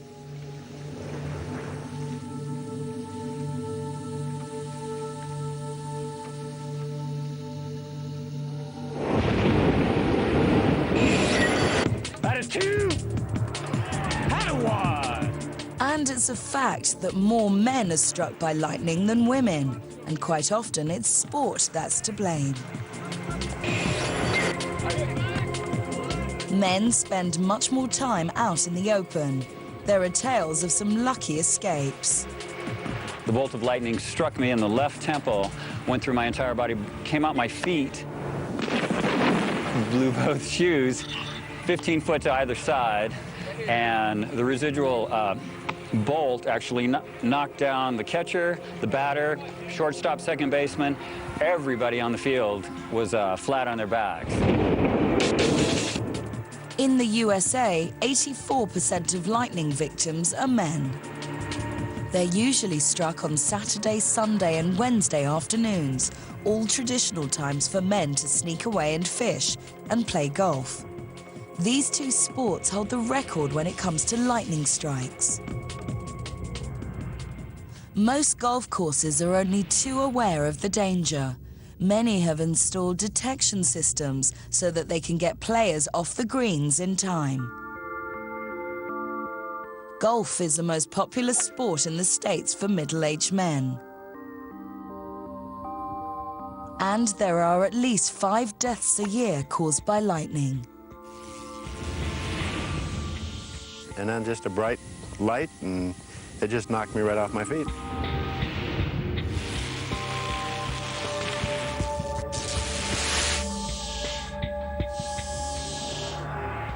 As we know, this man has already been zapped by lightning when he was 12 years old. He'd been touching a metal wire fence. Then Gwyn took up golf. For him, it was a big mistake. Gwyn and his golfing partners had got to hole number 15. The clouds were getting ominous, you know, off in the distance. It was probably 6 or 7 miles away from us. He'd learnt something from his previous experience. And I told my friend, I said, let's get out of here. We need to get out of here before the weather gets bad. But not enough. I thought this is what it's like to die from being hit by lightning. The big boom. After the flash had hit me, I blacked out and I fell across my golf bag. Well, I really thought my legs had been blown off. I just was paralyzed from mid-chest all the way down, and I couldn't feel anything, but I wasn't really upset. What else might happen? I was just alive.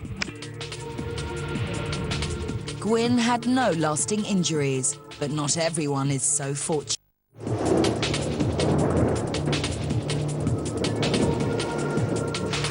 Can we physically sense when lightning has singled us out?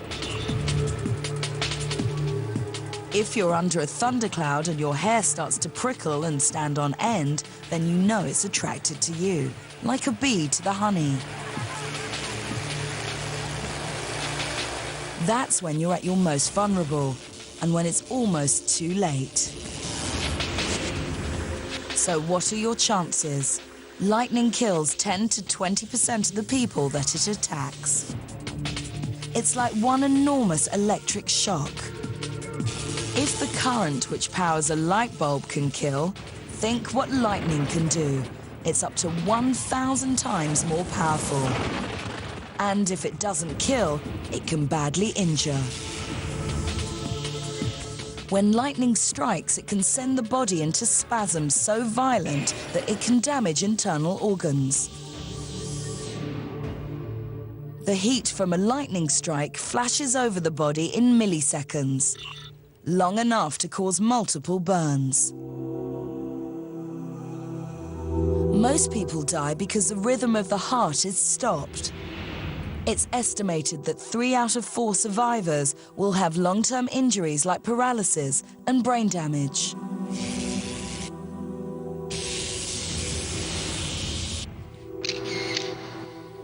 So, can we ever be safe?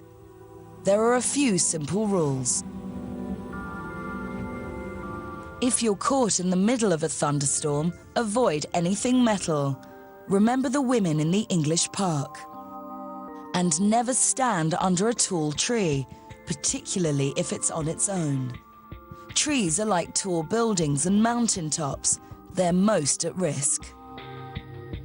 Look at this decimated herd of elk in Colorado. Sometimes hundreds of livestock can die in one thunderstorm. But most human deaths by lightning happen either on water, under trees, or in open fields. If you're caught outside in an open space, crouch down low on the balls of your feet. This way you're less of a target. If your car is made of metal, that's where you should be. It's the second safest place during a thunderstorm. Rubber may be an insulator, but the car tires won't save you. They'd need to be a mile thick to be effective. You're being saved by what's called the Faraday principle. This is a Faraday cage. It's made of metal, and lightning is being directed straight at it. You might think the man inside would be in danger. Watch what happens. He doesn't get struck.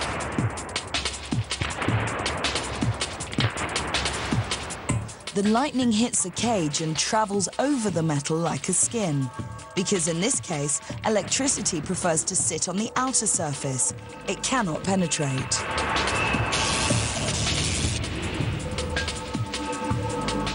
So a car is just one big Faraday cage.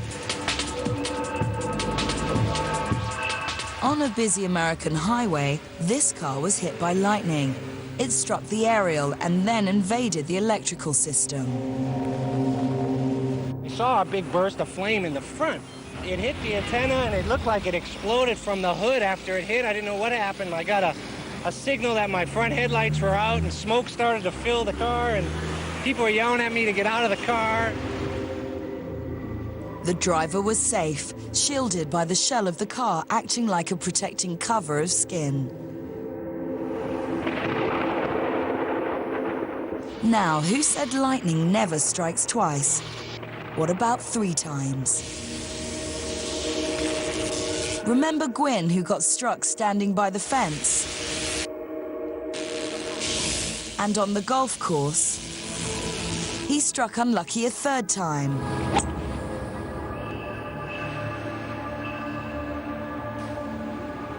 This time, he was in his car. Lightning hit the rear antenna of the car. They came inside of the dashboard lights, the radio, everything just got real bright. The car just died.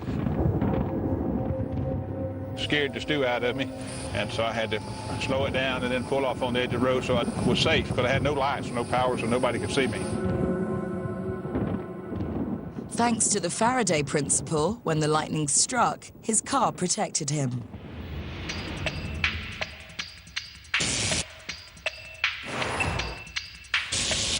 There's no place like home. Or so they say. This is the safest place to be during a thunderstorm. However, there are no guarantees. In the USA, lightning is one of the greatest natural destroyers of property. Every year, 30,000 homes and buildings are destroyed. Averaged out, that's 82 a day.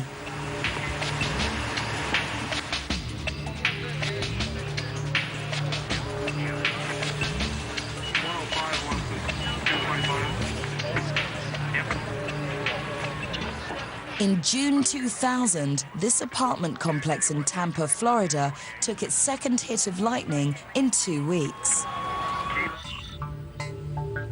Fire wrecked the building. Chimneys, television aerials, roofs are all potential lightning targets. Lightning can also send a killer charge through the telephone line. Every year in the USA, somebody is killed while they're on a corded phone during a storm. And it can destroy equipment like computers and televisions.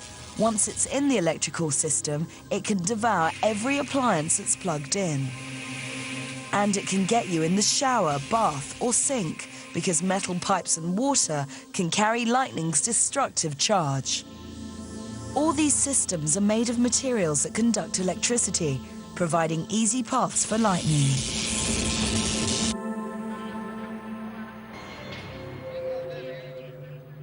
At a building site in Arizona, lightning entered through this tiny hole.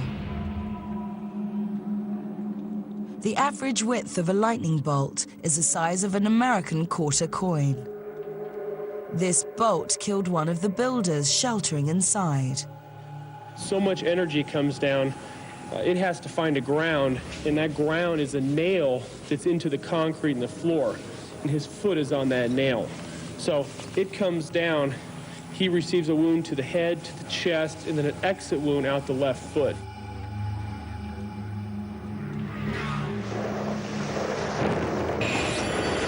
It is believed that only 20% of all lightning strikes hit the ground.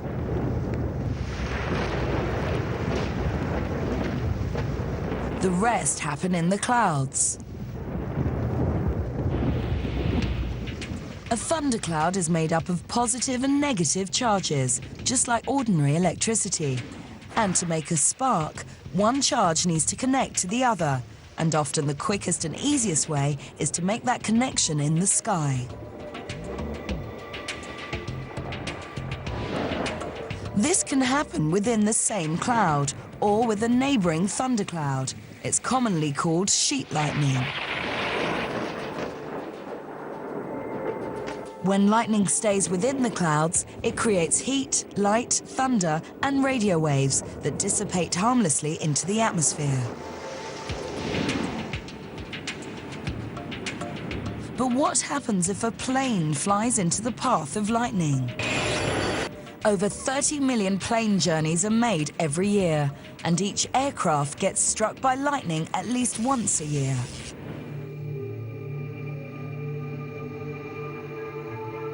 In 1963, a Boeing 707 exploded in the sky whilst waiting for clearance to land in Philadelphia.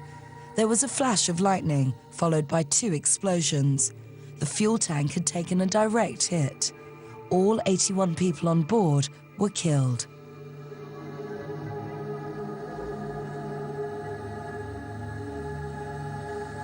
Fortunately, if a plane is hit today, the results aren't likely to be devastating.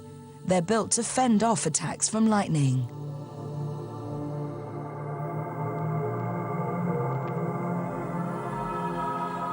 The Faraday principle that applies to cars also applies to planes. They're protected by the encompassing skin of the aircraft. That's the aluminium exterior.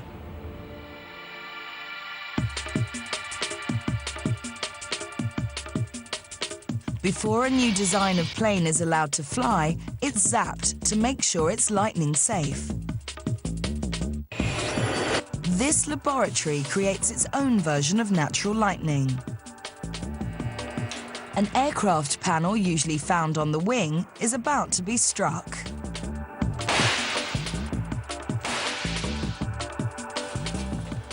So, what is the result? Do we have a melt through, completely through? Okay. It doesn't pass the test. The lightning has burnt straight through. When a plane flies through a thundercloud, its metal skin makes it an attractive target. The lightning strikes at one extremity, either the wing, nose, or tail, travels across the body, and then leaves by another. Planes are generally safe, but there's always a chance that lightning could find a chink in the plane's armor.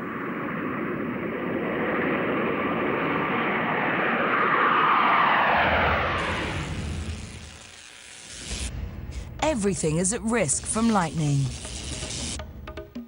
Even our power lines.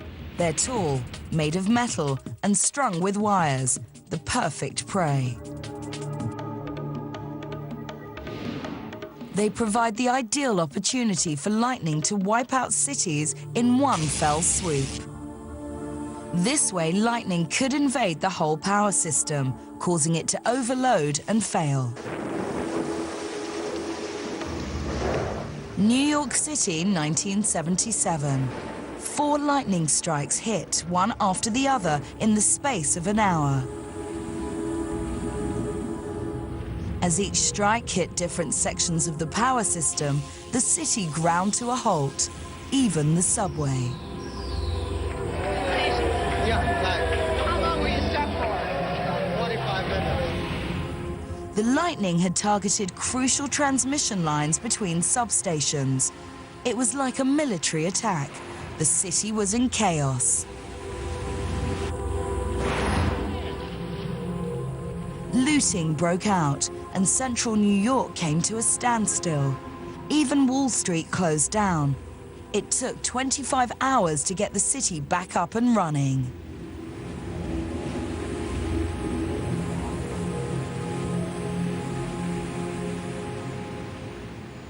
But that was in the 70s.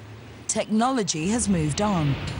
And although we can't stop lightning striking power lines, the damage can usually be limited. Surge arresters, these metal coils, absorb the shock when lightning strikes, frazzling in the process. They divert the lightning into the ground. Then only a few houses may lose their electricity instead of whole cities.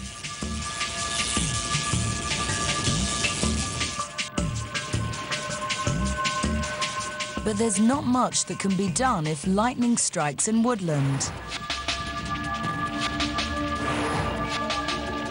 It can completely demolish the oldest, toughest tree, and the heat of the strike can make the sap expand and blast the bark off the trunk. But it can also be sneaky. Lightning can inject heat inside a tree. which can then sleep and smolder for more than a week or even up to a month before it ignites.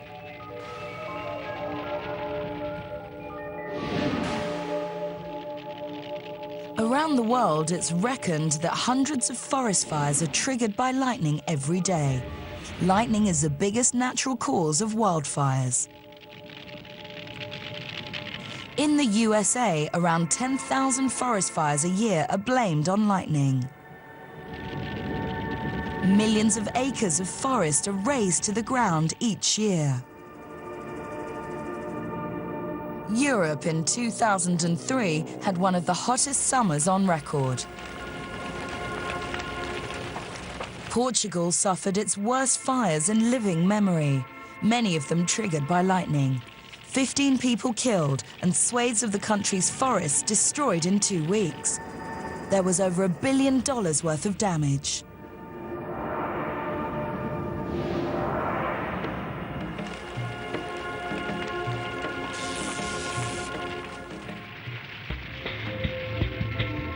But for once, lightning does some good. By causing this destruction, it plays a critical role in the natural cycle of forests, helping to generate more growth. We have to go to Rwanda in tropical Africa to find the record for the greatest number of lightning strikes, and it's all down to climate.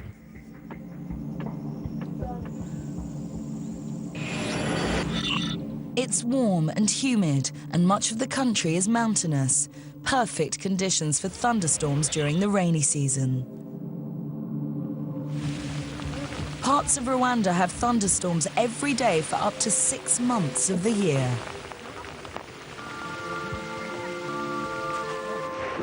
And over 200 lightning bolts land in every square mile. That's over 80 in each square kilometre. But lightning doesn't always require a thunderstorm.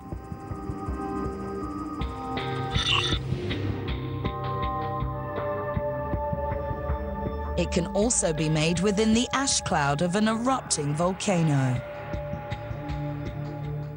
The ash particles rub together, producing electricity, similar to the action in a thundercloud.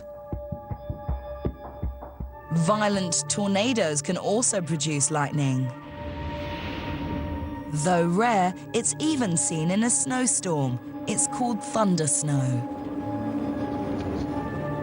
And unlikely as it may seem, lightning can make an appearance in a sandstorm. Again, it's a friction of particles which makes the electrostatic charge.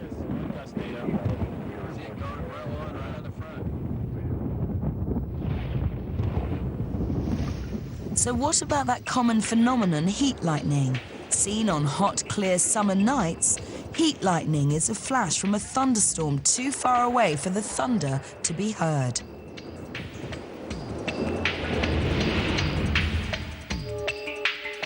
And there really is such a thing as a bolt from the blue.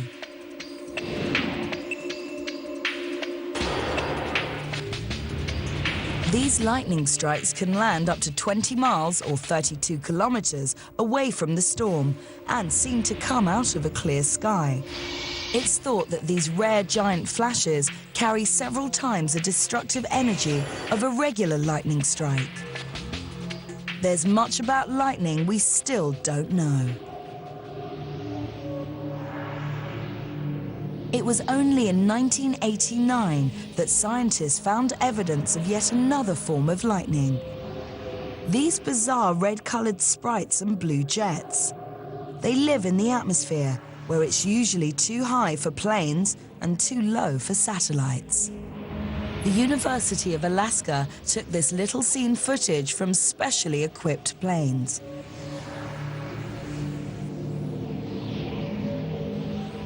Blue jets move at up to 60 miles, that's 100 kilometers a second. They shoot up from the top of a thunderstorm at the same moment lightning discharges within a thundercloud. Travel higher and you'll bump into these, sprites. They also appear above thunderstorms and seem to coincide with regular lightning. These alien forms of lightning are bright red with blue hanging tendrils, and they're not solitary. They travel in groups.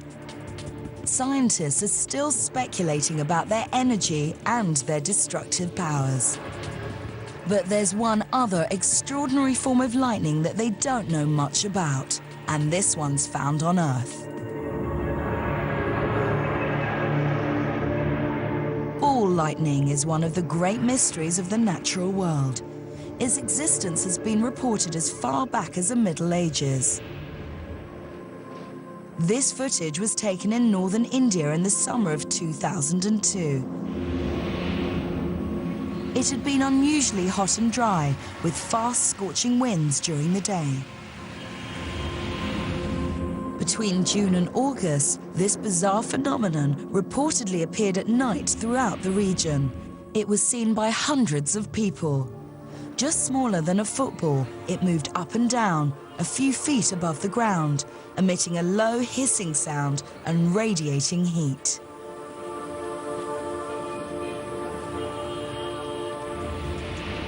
No one really knows why ball lightning occurs. One theory is that it's nothing more than burning particles of silicon. When ordinary forked lightning hits the ground, the soil can be heated to high temperatures so that it vaporizes. It's thought that once the bolt has hit the earth, vapor erupts and can appear above the ground in the form of a ball. But because ball lightning can't as yet be replicated in a laboratory, it still occupies the world of the great unknown, which for now is where it will have to stay. In Florida, regular lightning gives scientists enough to worry about. Not only is it America's lightning capital, but it's home to NASA. In the 60s, NASA got its wake-up call when Apollo 12 was struck by lightning.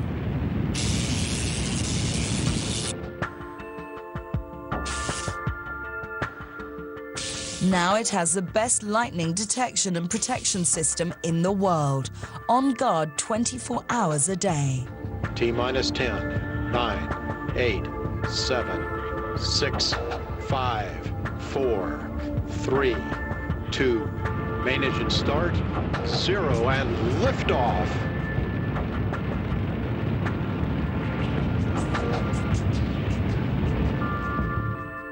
The Kennedy Space Center is the size of Manhattan and a paradise for lightning. 11 metal launch pads, water, big open spaces, sophisticated telephone systems. It's overflowing with electrical equipment and buildings full of compressed gases and fuel. NASA throws everything at detection and prediction. They track electricity in the clouds and measure electrical fields on the ground. When a launch is scheduled, the NASA weather team play a crucial part. They're on the lookout for lightning, just a hint of even small electrical fields in the clouds, and liftoff is aborted. In 1987, the unmanned Atlas Centaur rocket was struck by lightning 49 seconds after liftoff. SATCOM F6, vehicle has cleared the tower. Flight proceeding very normally. Slight attitude disturbances. The navigation system was fried and went careering off course. We have lost telemetry. We don't know quite why yet. We have no data. No telemetry data from any source at hangar AE. NASA was forced to detonate the rocket. Downrange, 2 million, that was The weather team had made a bad call. The rocket had gone into the clouds and made its own lightning. The spacecraft itself had been the vital connection between the electrically charged parts of the clouds.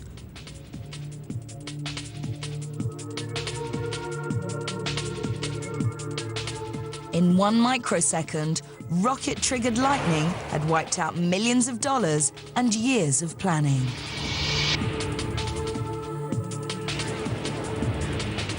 Today we understand how nature creates cloud-to-ground lightning. But there's still much that baffles scientists. It remains a mystery exactly how lightning builds up and discharges in the sky. Lightning is nature's own fireworks show. Exciting, but a killer.